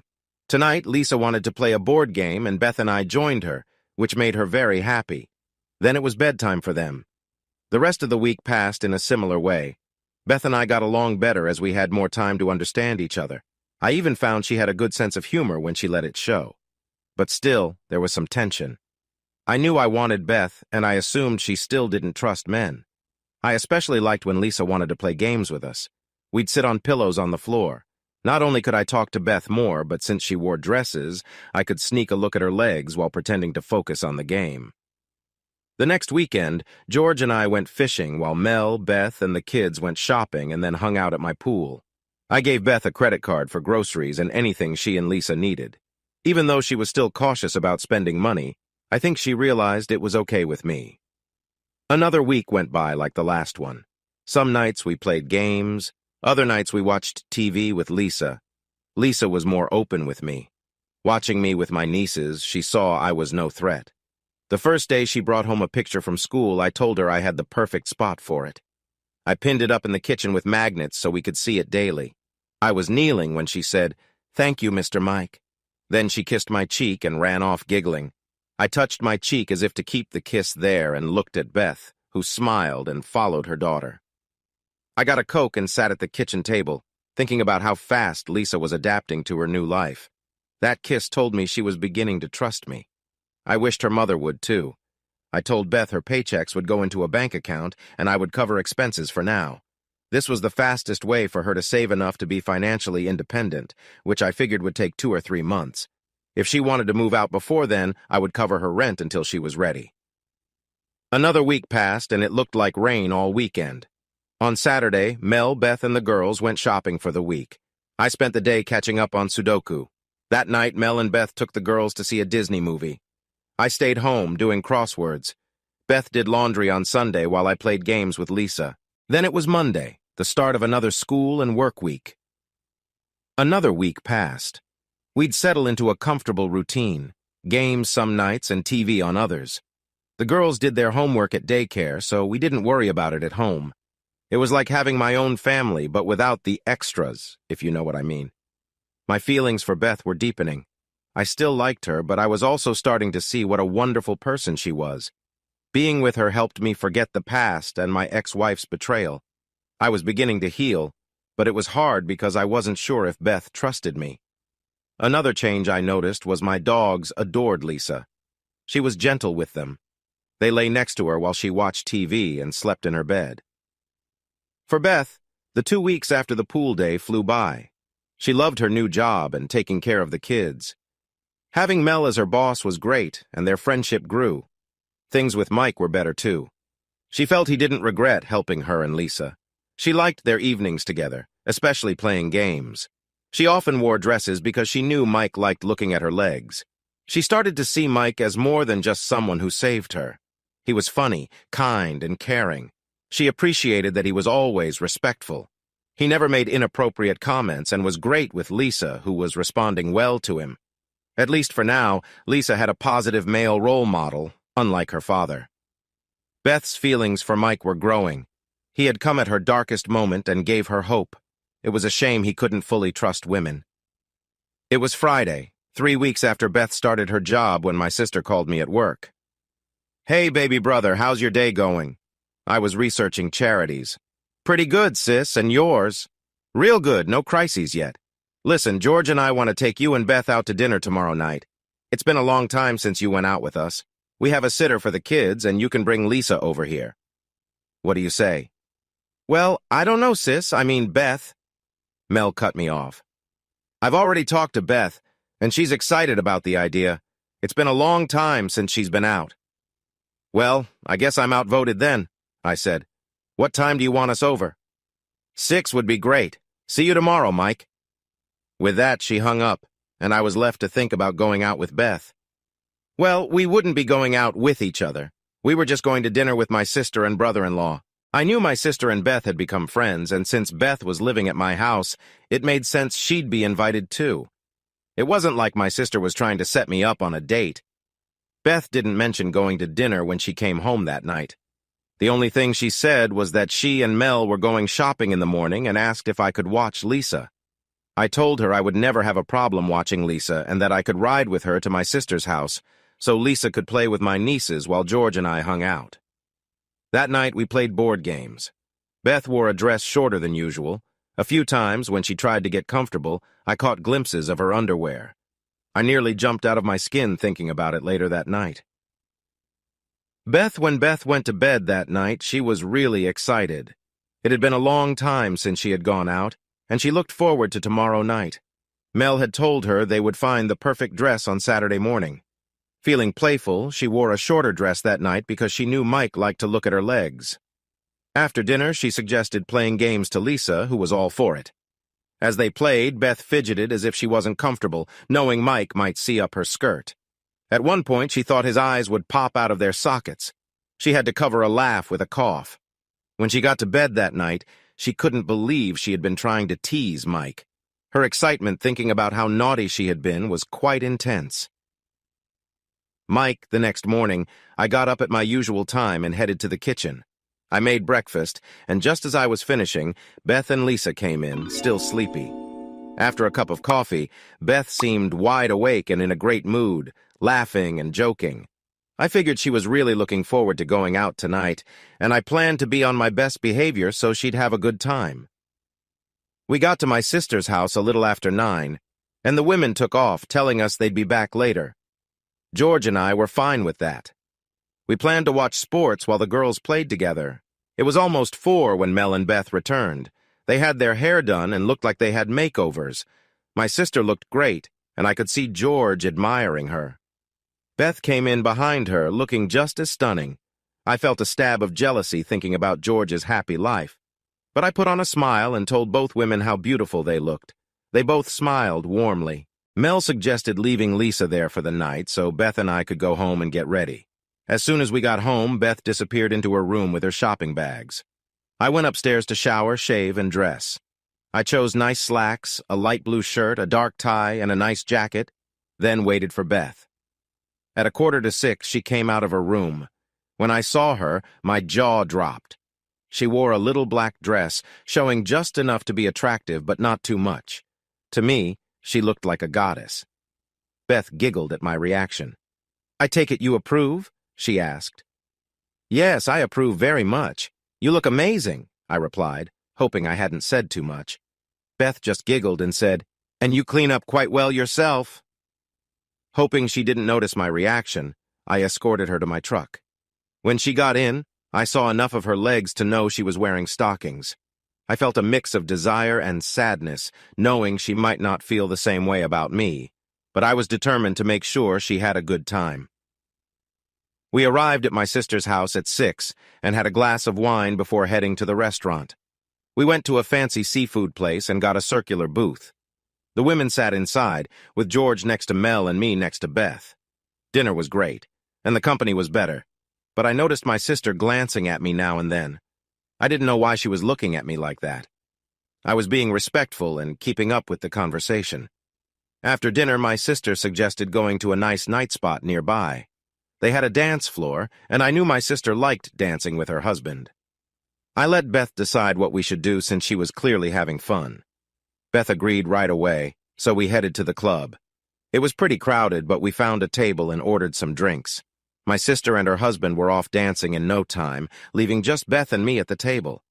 I wanted to ask Beth to dance, but was afraid she might say no. We chatted, and she said she was really enjoying herself. After a couple of dances, Mel and George came back to the table. As she passed me, Mel whispered in my ear, "Ask her to dance." We continued talking, and when the next song started, I asked Beth if she would like to dance. She quickly grabbed my hand and pulled me to the dance floor. So much for worrying about rejection. I thought I was a good dancer, but watching Beth was like watching a beautiful performance. The faster song gave me time to admire her. When the next song, a slow one, began, Beth moved into my arms before I could even ask. Holding her felt like a dream. After the dance, we went back to our table. I walked behind Beth, hoping no one would notice my excitement. We sat and talked some more before Mel and George went back to the dance floor. I took Beth's hand, and we danced 3 more fast songs before returning to the table. Beth said she needed to go to the ladies' room, so Mel, George, and I stayed and chatted. I soon needed to use the restroom, too, and excused myself. The restrooms were down a short hallway. As I turned the corner, I saw Beth against the wall, trying to push away a drunk guy. My anger surged. I marched down the hall, grabbed the guy by the neck, and shoved him against the wall. I was ready to hurt him for bothering Beth. As I raised my fist, Beth placed her hand on my arm. "No, Michael, he's not worth it." My anger started to fade. I leaned in and whispered to the guy, "I suggest you leave before you find out what a very angry Marine can do to you." He gasped an apology and hurried away. I turned to Beth, worried she might be scared of me now. She gently touched my cheek. "Thank you, Michael. You're my hero." Then she walked back to our table.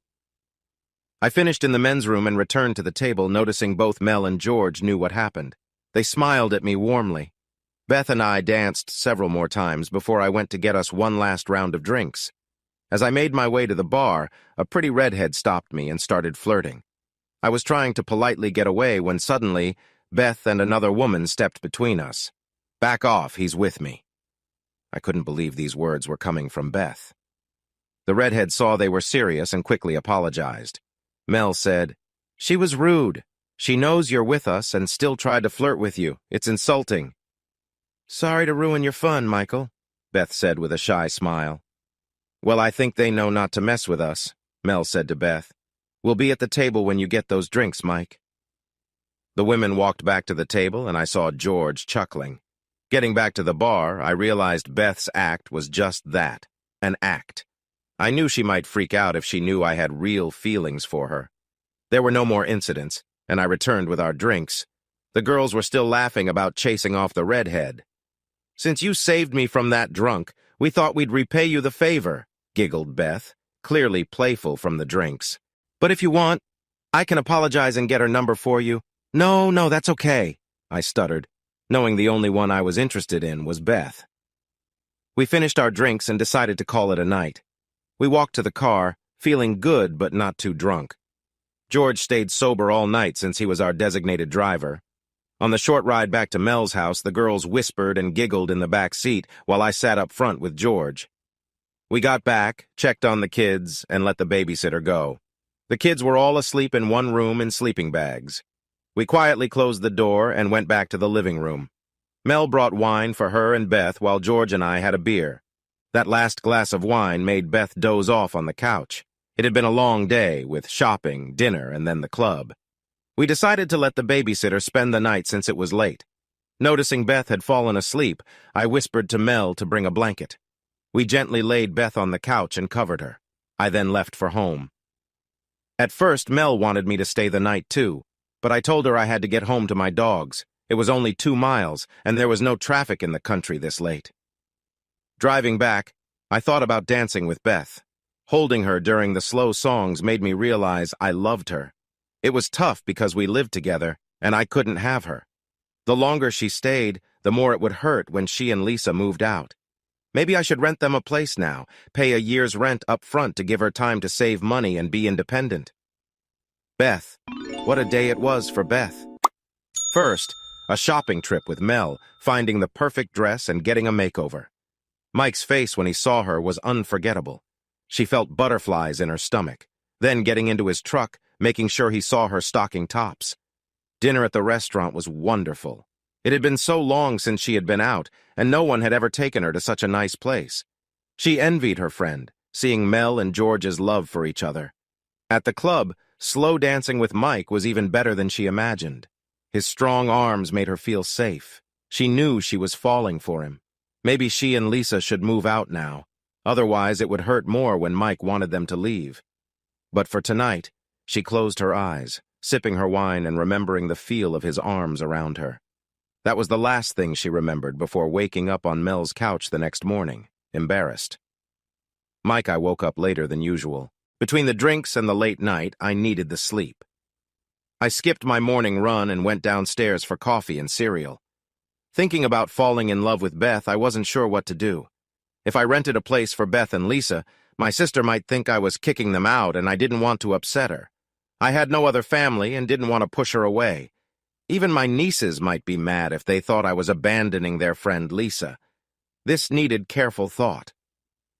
It was almost noon when Mel brought Beth home. She seemed embarrassed and apologized right away. "Oh, Mike, I'm so sorry for falling asleep like that," I laughed. "Don't worry, Beth. I know you had a long day. I hope you enjoyed the evening." "Yes, I did. It was wonderful. It's been so long since I went out, and that was the nicest restaurant I've ever been to."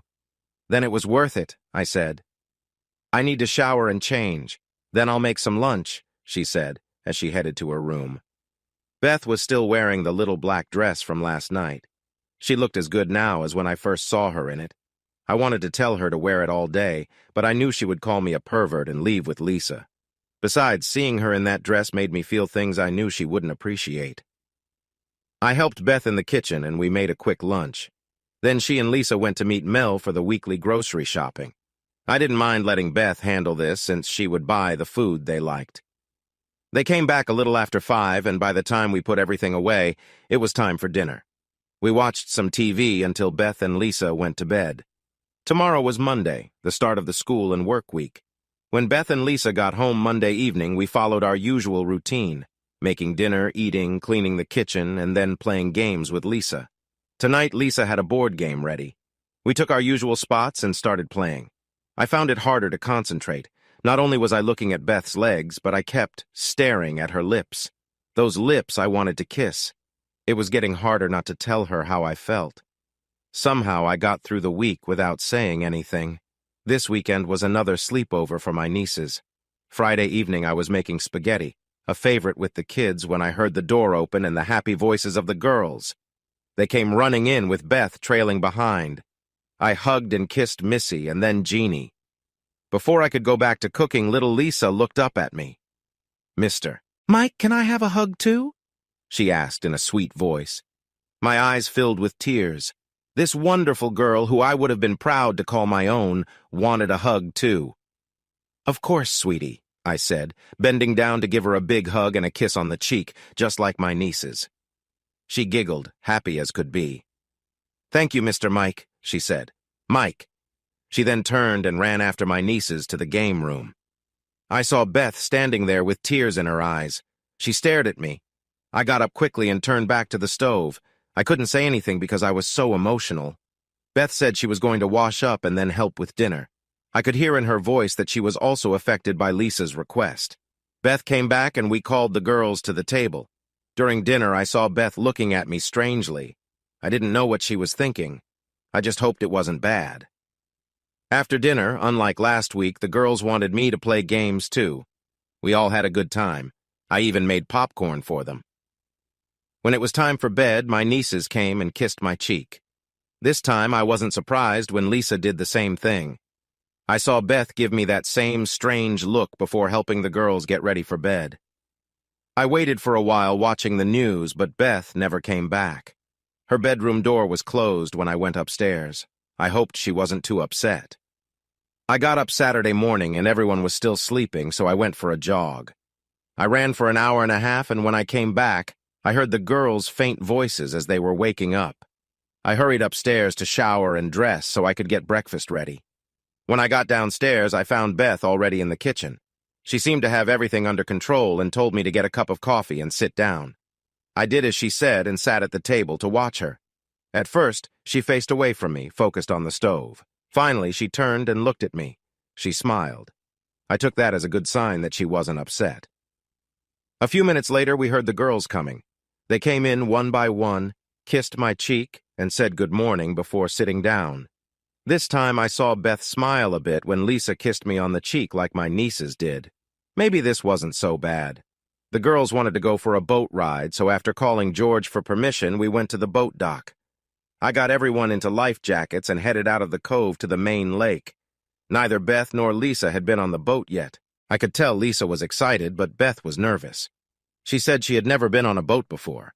After about 45 minutes, she was relaxed and enjoying herself. I thought if I could teach her to fish, she would be perfect for me.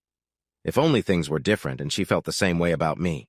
The rest of the weekend was fun with Beth and the kids. On Sunday, my nieces went home, and another week started for the girls. Monday morning passed quickly for Beth. She and Mel went to the cafe for lunch, as they often did.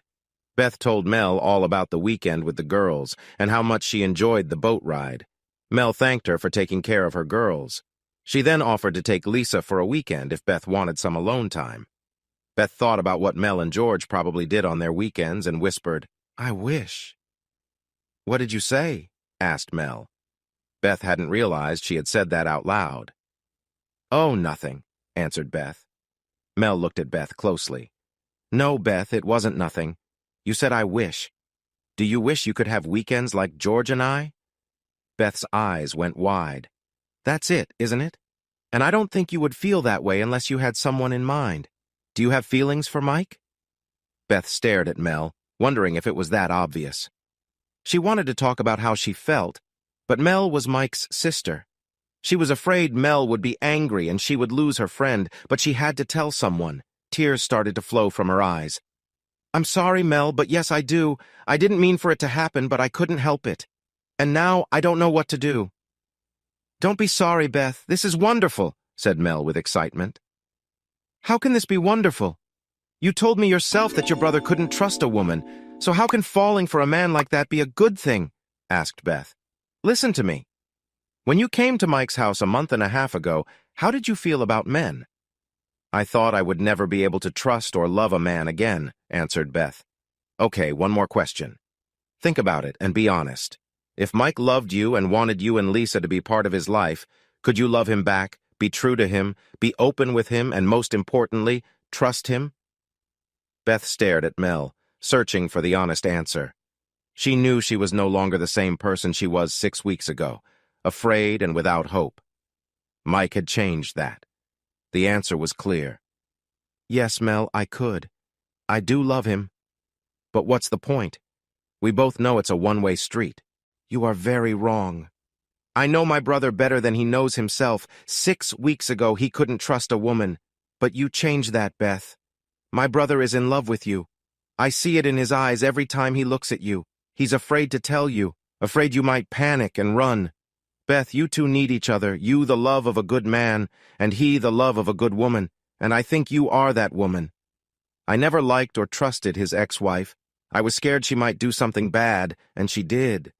But I have seen how much you love your daughter and how well you take care of the kids at the center. I know it's real, and I know Mike cares a lot about Lisa, too.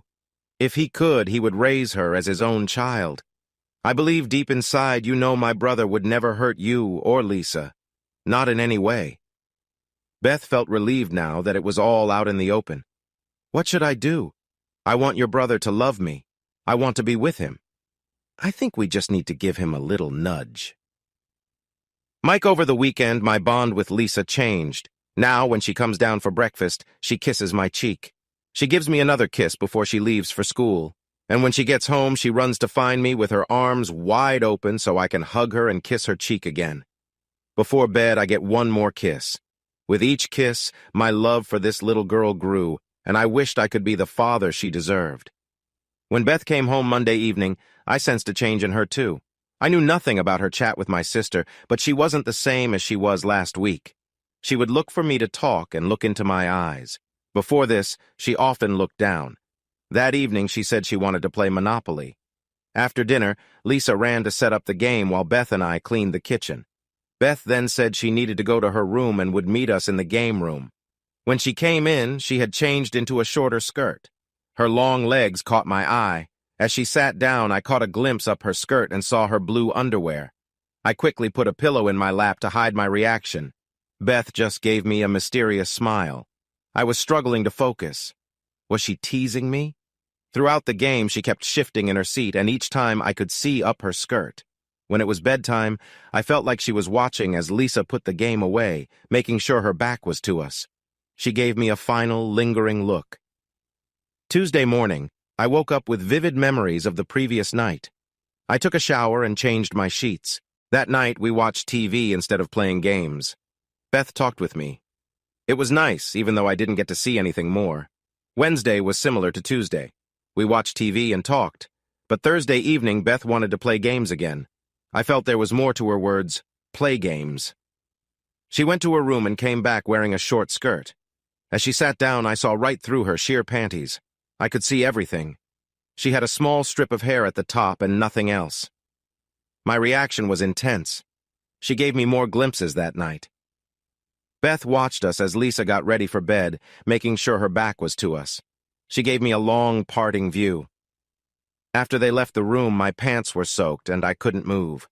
Lisa gave me a kiss on the cheek and said goodnight, and Beth did the same. Her lips on my cheek felt like fire. Before leaving, she looked into my eyes. I will see you tomorrow, Michael. The way she said my name was so special. It made me feel both hot and cold inside at the same time. As soon as her door closed, I ran to my room. I couldn't resist any longer. I cleaned up and lay down, still thinking about Beth. I decided I needed to talk to my sister to see what she thought. Friday morning, I woke up as usual, put on my jogging suit, and went downstairs. Beth was already there, finishing breakfast. Lisa came in next, gave me a kiss on the cheek, and said, "Good morning, Mr. Mike." Beth set Lisa's plate down and then brought hers to the chair next to mine. Before sitting, Beth leaned over, kissed my cheek, and said, "Good morning, Mr. Mike." Lisa giggled, seeing the look of confusion on my face. Before they left for the day, both girls gave me a kiss on the cheek again. If Lisa hadn't been there, I would have taken Beth in my arms and kissed her with all my heart. The next couple of hours, I sat in my office feeling confused. What was going on? Just before lunch, my phone rang. It was Mel's home phone. I was surprised when George greeted me. He said he took the day off to work on a project at home and asked if I could help. I agreed quickly, needing a break from my jumbled thoughts. George was installing new baseboards in a few rooms. It wasn't a hard job, but it was easier with an extra pair of hands to hold the long boards. Just before 5, George called it a day.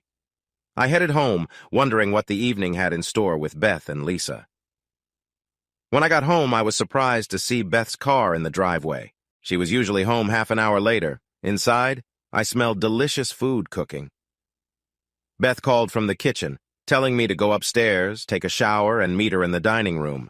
We usually ate in the kitchen. I followed her instructions, curious about her plan. After showering and getting dressed, I went to the dining room. The table was set with lit candles in the center. I sat down and waited to see what would happen next. Beth soon walked in with 2 plates of food. She took my breath away, wearing the little black dress she wore last Saturday. She asked me to open a bottle of wine. Noticing the wine bucket, I did as she asked. Even though I wasn't an expert, I knew the wine wasn't cheap. I pulled out the chair for Beth, and after she sat down, I took my place. Before eating, I asked, "Where's Lisa?" "She's spending the night with your nieces. It's just you and me for a grown-up evening," she said. The way she said, "grown up," made me wonder about her plans. The meal was delicious, and our talk was fun and lively. Beth cleared the dishes, and we moved to the living room to chat for another hour. Then she told me she had turned on the hot tub and suggested I change into my swimsuit. I rushed upstairs, excited by the thought of seeing Beth in her swimsuit. But when I came back, she was still dressed. "Are you going to change and join me?" I asked. "Yes, I have my suit on under my dress," she said as she turned to lead the way. "Don't forget to bring the wine," she called back. I grabbed the bottle and glasses and followed, slowing down to watch her walk. Her dress swayed with each step. At the hot tub, I opened the gate for her. She told me to get in first. I slid into the warm water and watched as she untied the bow holding her dress. Slowly, she unwrapped it. My heart raced. Instead of the yellow one-piece swimsuit she had worn before, she had on a tiny bikini, just strings and small cloth strips. When she turned to hang her dress over the fence, I groaned loudly. The bikini had almost no back, just a string between her beautiful cheeks. She turned around when she heard my groan. "What's wrong, Mike? Don't you like my suit?" "Oh, Beth, I like it. I like it very much." "I hoped you would," she giggled as she slipped into the water. For the next 20 minutes, we talked lightly. I made no secret of watching her in the bubbling water. She made sure to keep her chest high enough for me to enjoy. Suddenly, she took a deep breath and went underwater. The only lights were within the hot tub. Through the bubbles, I saw her coming toward me. Then we put on robes, and she said she wanted to make breakfast for me. Her words made me feel proud. I followed her and watched her move around the kitchen. She would look at me and smile. I sat drinking my coffee. After breakfast, she sat on my lap and kissed my face softly. I slid my hand up her legs and inside her robe. She was warm. "So, did I make you my woman?"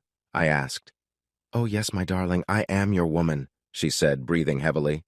"Good, because there is something I've always wanted to do with my woman."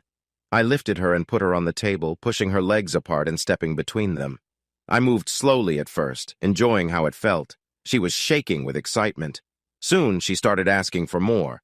Moments later, she began to yell, "Yes, more, please!"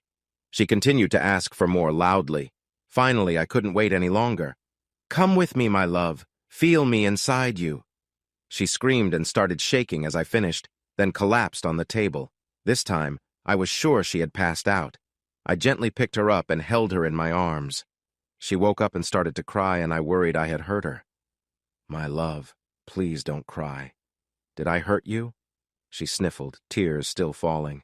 "No, Michael, I'm just so happy. I never knew it could be like this." I began to laugh softly. "Oh, you wonderful woman, I love you so much." We spent the next hour holding each other. Finally, we got up and cleaned the kitchen, hugging and kissing in between. We then walked to the game room and sat together on the couch. "What time is Lisa coming home?" I asked. "She is staying with your sister for another night. We have all day and all night just for us." "Oh, great," I said, tickling her. She laughed, and when I stopped, she playfully hit my arm, saying, "Stop that. Be good to your woman." I laughed. "I intend to be very good to you." She looked me in the eyes and kissed me deeply. "I just have to ask, when we played games and you wore those short skirts?" She blushed and giggled. "Yes, Michael, I knew exactly what I was doing. I wanted you to take me and make me yours, but like a clueless man, you made me do all the work. My love, I admit it. I was afraid of doing anything that might scare you away." "I know, darling.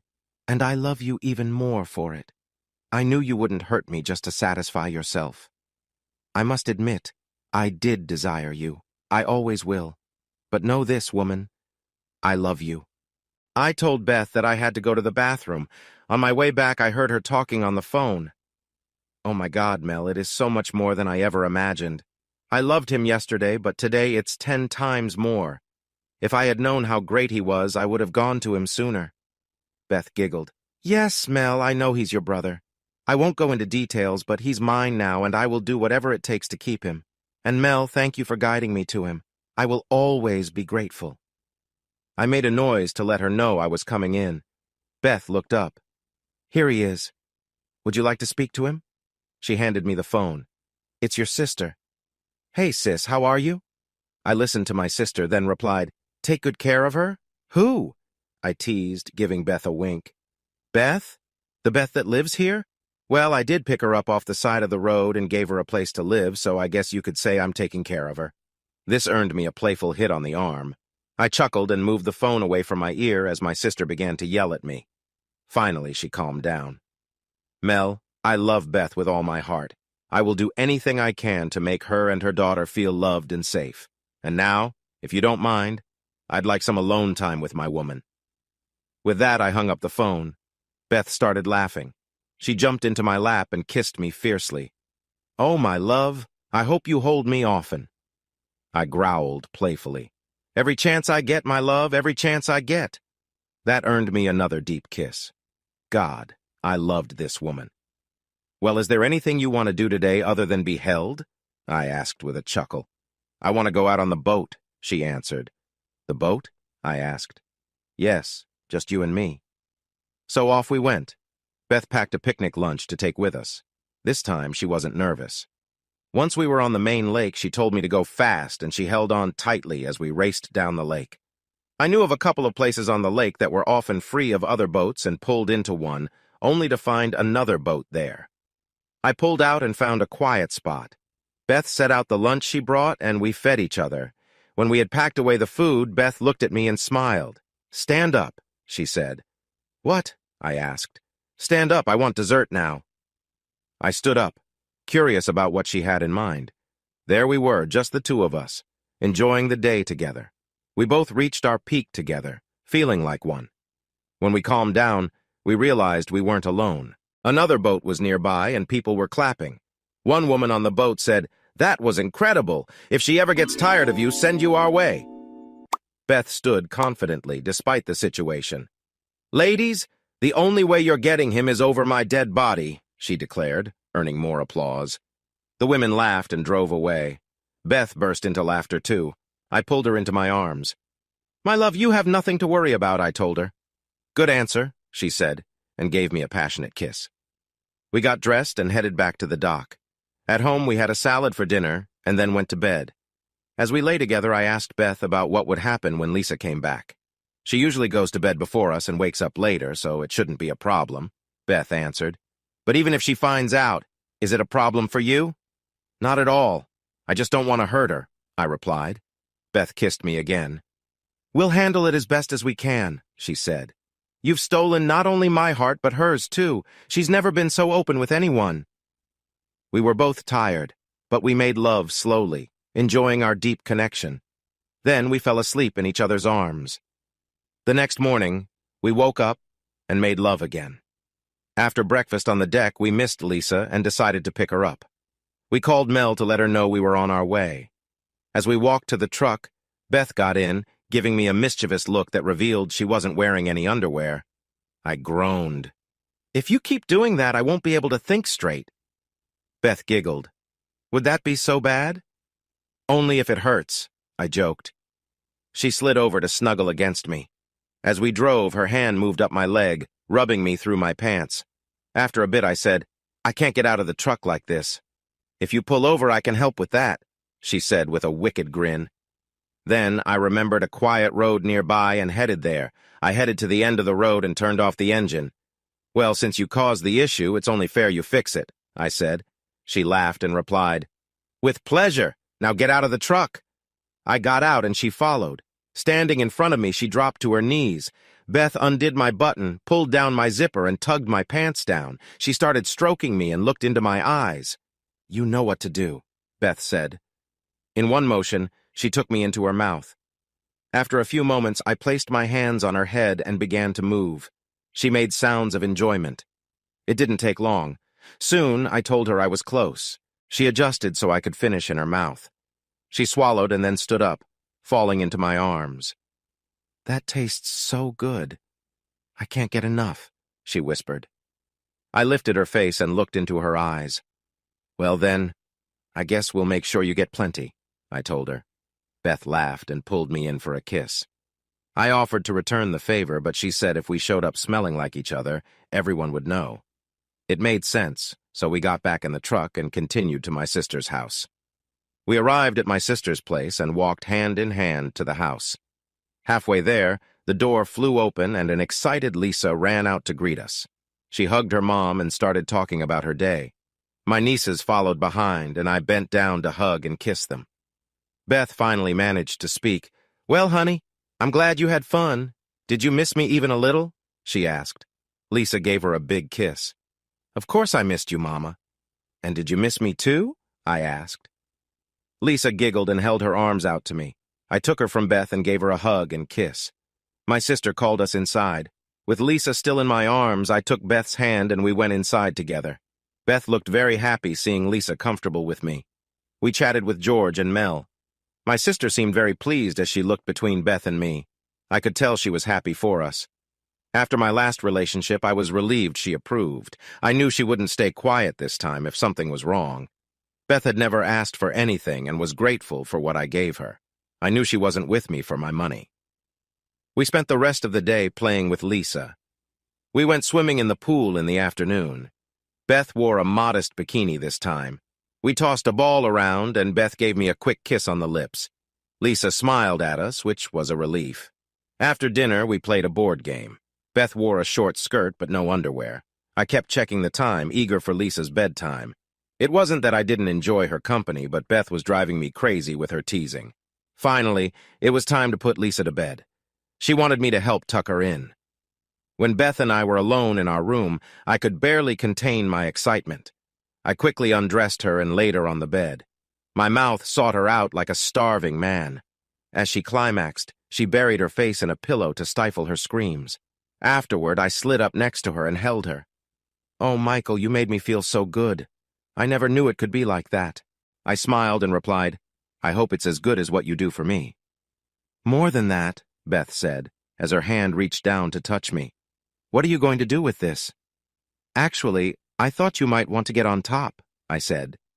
I would love that." Beth positioned herself above me, took me in her hand, and slowly lowered herself down.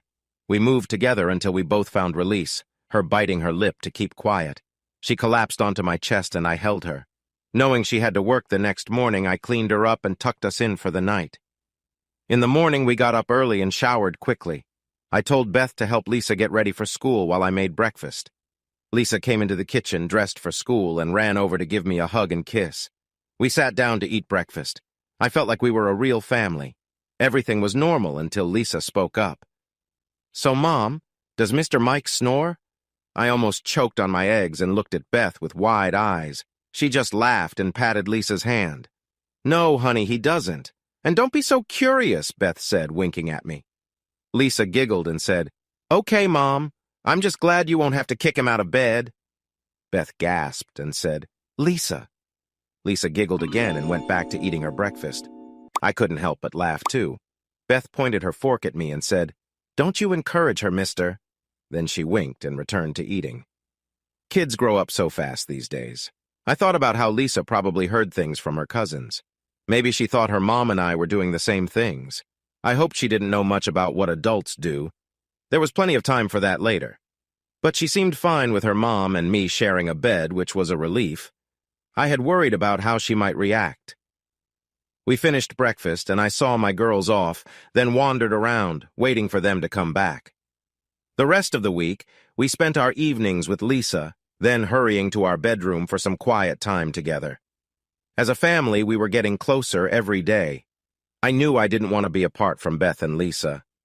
By Thursday, I knew what I wanted to do, but I needed to ask Lisa something first. After dinner, I told Beth I wanted to talk to Lisa alone. Beth looked curious but said okay.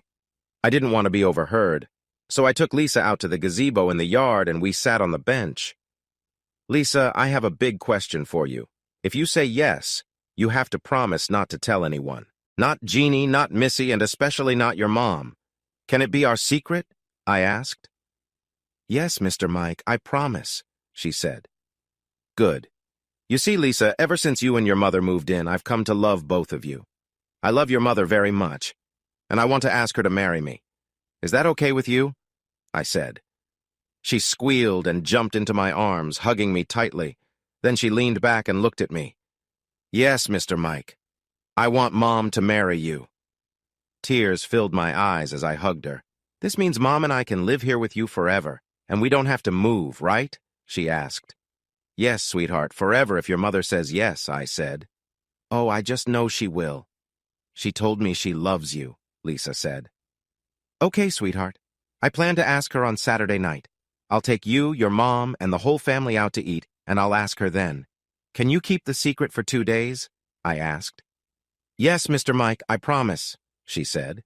To her credit, she did. When we returned to the house, her mom didn't suspect a thing. Later, when Beth thought I couldn't hear, she asked Lisa what we had talked about. Lisa just said I wanted to know her mom's favorite color for a gift. Beth looked suspicious, but let it go. That evening, I told Beth I wanted to take her and Lisa and Mel's family out to dinner on Saturday night. Beth agreed that a family get-together would be great. I called my sister in front of Beth and asked if they could come, and she said they'd love to. This way, Beth wouldn't suspect anything. That night in bed, Beth tried to find out what I had talked to Lisa about, but I told her it was a secret. She pretended to pout. Then I gently kissed her until she smiled, and we spent some quiet time together. Later, as she fell asleep, she muttered, "Bastard," but I knew she didn't mean it. I just chuckled and held her close. Friday morning, I sent my girls off to work and school. Then I went to Austin to a jeweler's shop. I found the perfect ring. It wasn't too flashy, but the diamonds were big enough to show my love for her. I also called the restaurant where we had dined with Mel and George. It was a nice place with good food, and they had a private room. I reserved it for Saturday night. Everything was set. Even though I was pretty sure Beth would say yes, you never know until you ask. That night when the girls got home, I got my usual hugs and kisses. The ones from Beth were warm and loving. She didn't bring up my talk with Lisa again, and I was glad. Saturday, we spent the day swimming and relaxing. Lisa did a great job keeping the secret. Then it was time to get ready to go out. Beth had not yet moved her stuff into my room, so she went to the guest room she had used to get dressed. I went upstairs and got ready. When it was time to leave, the girls came out of their rooms. Beth wore a little black dress, and Lisa had on a cute dress they bought on their shopping trip. When I saw them, I whistled. I am a lucky man. I get to take out the prettiest 2 girls in the whole state. Both girls giggled. On the way to the restaurant, Lisa began to get fidgety. Her excitement was growing. Beth noticed and looked at her, wondering what was up. Mel and her family were going to meet us there. As luck would have it, we pulled into the parking lot at the same time. We met outside and walked into the lobby area. I went to tell the hostess who we were. She took us to our table right away. Beth looked surprised to be led into a private room and glanced at me with questions in her eyes. I kissed her cheek and told her I just wanted those I loved to be together tonight. She didn't say anything else and let me seat her. I had ordered appetizers and the first round of drinks in advance, and they came shortly after we sat down. While enjoying the appetizers, we placed our orders for the main meal. We talked about work and school and enjoyed being together. I sat at one end of the table and George at the other. Beth was on my right, and next to her was Mel. The little one sat across from Beth and Mel, with Lisa closest to me. Finally, it was time, and we finished the main meal. I stood up. Before we order dessert, there's something I need to do if you all can bear with me. Everyone looked curious except Lisa, who knew what I was about to do, and Mel, who I guessed had figured it out. I put my hand into my jacket pocket, hiding the ring so Beth couldn't see what I held. Then I dropped to one knee. Beth gasped when she realized what was coming. Beth, love of my life, I kneel before you to humbly ask if you would do me the honor of becoming my wife, to spend the rest of our lives together, bound by love." Tears poured from Beth's eyes, and I saw her hands shaking. She first began nodding, and then said, "Oh yes, Michael. I would love to marry you and be your wife." "Then, as a token of my love, I would be honored if you wear this ring," I said, showing it to her for the first time. "Michael, it's beautiful. Please put it on my finger." I placed it on her finger. It fit perfectly. I stood and gave her a kiss to the sound of applause from everyone at the table. Lisa then stood and walked over, tugging on my pant leg. I looked down and she held out her arms, so I bent and lifted her up. She first hugged me, then leaned back. "If you are going to marry my mom, does that mean you will be my dad?" I stared at her, stunned, but answered quickly, "Would you like me to be your dad?" Without missing a beat, she said, "Oh yes, please." I looked at Beth. "And how about your mom? Would she like me to be your dad?" Beth was openly crying by then, and she could only nod her head. "Well, it looks like we all agree. I would love to be your dad, sweetheart." Lisa turned in my arms and looked at my nieces, yelling, "I've got a daddy! I've got a daddy just like you!" Beth was crying. I was crying. I looked at Mel. She was crying, even George. The three little girls were just giddy. We finally returned to our seats and dessert was brought in. Mel and Beth started chatting about weddings, and the three little ones talked about how they would be cousins. George and I just sat and smiled, looking at the women in our lives. After dinner, we headed to the parking lot. George came over and offered his hand and congratulations. Then my sister came over, hugged me, kissed my cheek, and whispered in my ear, "Take good care of her, baby brother. She deserves a good man like you. You chose the right one this time." "I will, sis. I will." It was late when we got home, Lisa's bedtime, so Beth and I went to tuck her in. Beth kissed her and she said, "Good night, Mama." Then I bent and kissed her and she said, "Good night, Daddy." "Good night, my sweet daughter," I said, swelling with pride. I stroked her hair, then turned and took Beth's hand to lead her upstairs. On the way up, Beth chuckled. "I didn't think I would ever hear that word come out of her mouth. You're a good man, Daddy." I squeezed her hand lovingly. "And I didn't think I would ever hear that word in reference to me. I like it. I couldn't ask for a more precious daughter. I promise you, my love, to care for and protect her as best as I can. I know you will, my man." The next morning, we didn't wake up until after 9. We got up, showered, and dressed. Downstairs, we looked in Lisa's room, but it was empty. She was already up. Beth went to the kitchen to start breakfast, and I told her I would check on Lisa. I heard the sound of cartoons coming from the game room and headed that way. As soon as I reached the door, Lisa saw me and came running across the room, jumping into my arms. I got a big hug, a smooch on the cheek, and a merry, "Good morning, Daddy." I kissed her cheek and said, "Good morning, my sweet daughter." That earned me another big hug. I put her down, took her hand, and we walked to the kitchen. She ran to her mother, giving her a hug and a kiss too. It was hard to believe this was the same scared little girl I had brought home with me 2 months ago. After breakfast, Beth asked if I would do the cleaning. I agreed, and she called Lisa to help her. I quickly put the dishes in the dishwasher and went to see what Beth and Lisa were doing. When I came out of the kitchen, I saw Beth with a pile of clothes in her arms, and Lisa walking behind her carrying more. I followed them to the bedroom and saw that this was probably their 3rd trip. Beth had spread everything out on the bed. I had a big walk-in closet, but only a small part of it had my clothes. I also had a big dresser with many empty drawers. Beth looked at me. "Where should I put these?" she asked. Feeling playful, I said, "I don't think they'll fit me." She laughed, playfully tapped my arm, and gave me a quick kiss. Then she whispered, "Smart Alec." I laughed and showed her the empty part of the closet, saying it was all hers now. I also pointed out the dresser drawers and told her I only used a few of them, and the rest were for her. The master bathroom was huge with lots of room. I told her she could put her stuff wherever she wanted, even if it meant moving my things around. She thanked me and kindly told me to go downstairs while she and Lisa put everything away. I felt so happy. My daughter was helping my soon-to-be wife move into our room. An hour and a half later, Beth was satisfied that everything was in place. She came downstairs and sat on my lap. After a big, happy kiss, she asked, "So, Mr. Johnson, when are you going to make me your wife?" "As soon as possible, my love. I think you should talk to Mel and plan the kind of wedding you want. Make it as fancy as you wish. Money is no problem. We have plenty," I said. "You mean you have plenty?" she replied. "From the moment you said yes, everything I have became yours," I said, waving my hand around. "This is our home, not just mine. The money in the bank is ours, not just mine.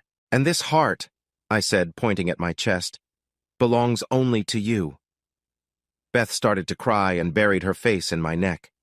"Michael, I don't want you to think I'm marrying you for money. I love you so much." "If I thought you only wanted my money, you wouldn't be sitting in my lap right now," I replied. Beth giggled and hugged me. She looked over at Lisa, who was lying on the floor watching cartoons. "Lisa, honey, I'm going to show Daddy where I put my clothes. You stay here and watch TV." "Okay, Mama," Lisa replied. Beth grabbed my hand and led me upstairs. Once we entered our bedroom, she closed the door. She looked around and showed me where she had put everything. After a moment, she said, "Let's go back downstairs before Lisa comes looking for us." Lisa was still watching TV when we returned to the game room. Beth and I sat on the couch and she snuggled into me. During the commercials, Lisa jumped into my lap, smiling up at me, then turned back to the TV and leaned against my chest. Beth watched her daughter and smiled. "I think my daughter likes her daddy," Beth said. "No, Mama, I love my daddy," Lisa replied, kissing me on the cheek. "I'm glad, baby, because I love Daddy too," Beth said. Life was wonderful again. No, it was better than ever. I had never felt so content. I had a beautiful fiancé and a precious daughter. That night, when we went to bed, Beth let me show her how much I loved her. We enjoyed a tender, intimate moment together, and then we lay side by side, smiling. "Where did you learn to make me feel so wonderful?" I asked her softly. Beth sat up, looking a bit worried. "Michael, please believe me, I've never been like this with anyone else," she said. "I've only been with 2 other men."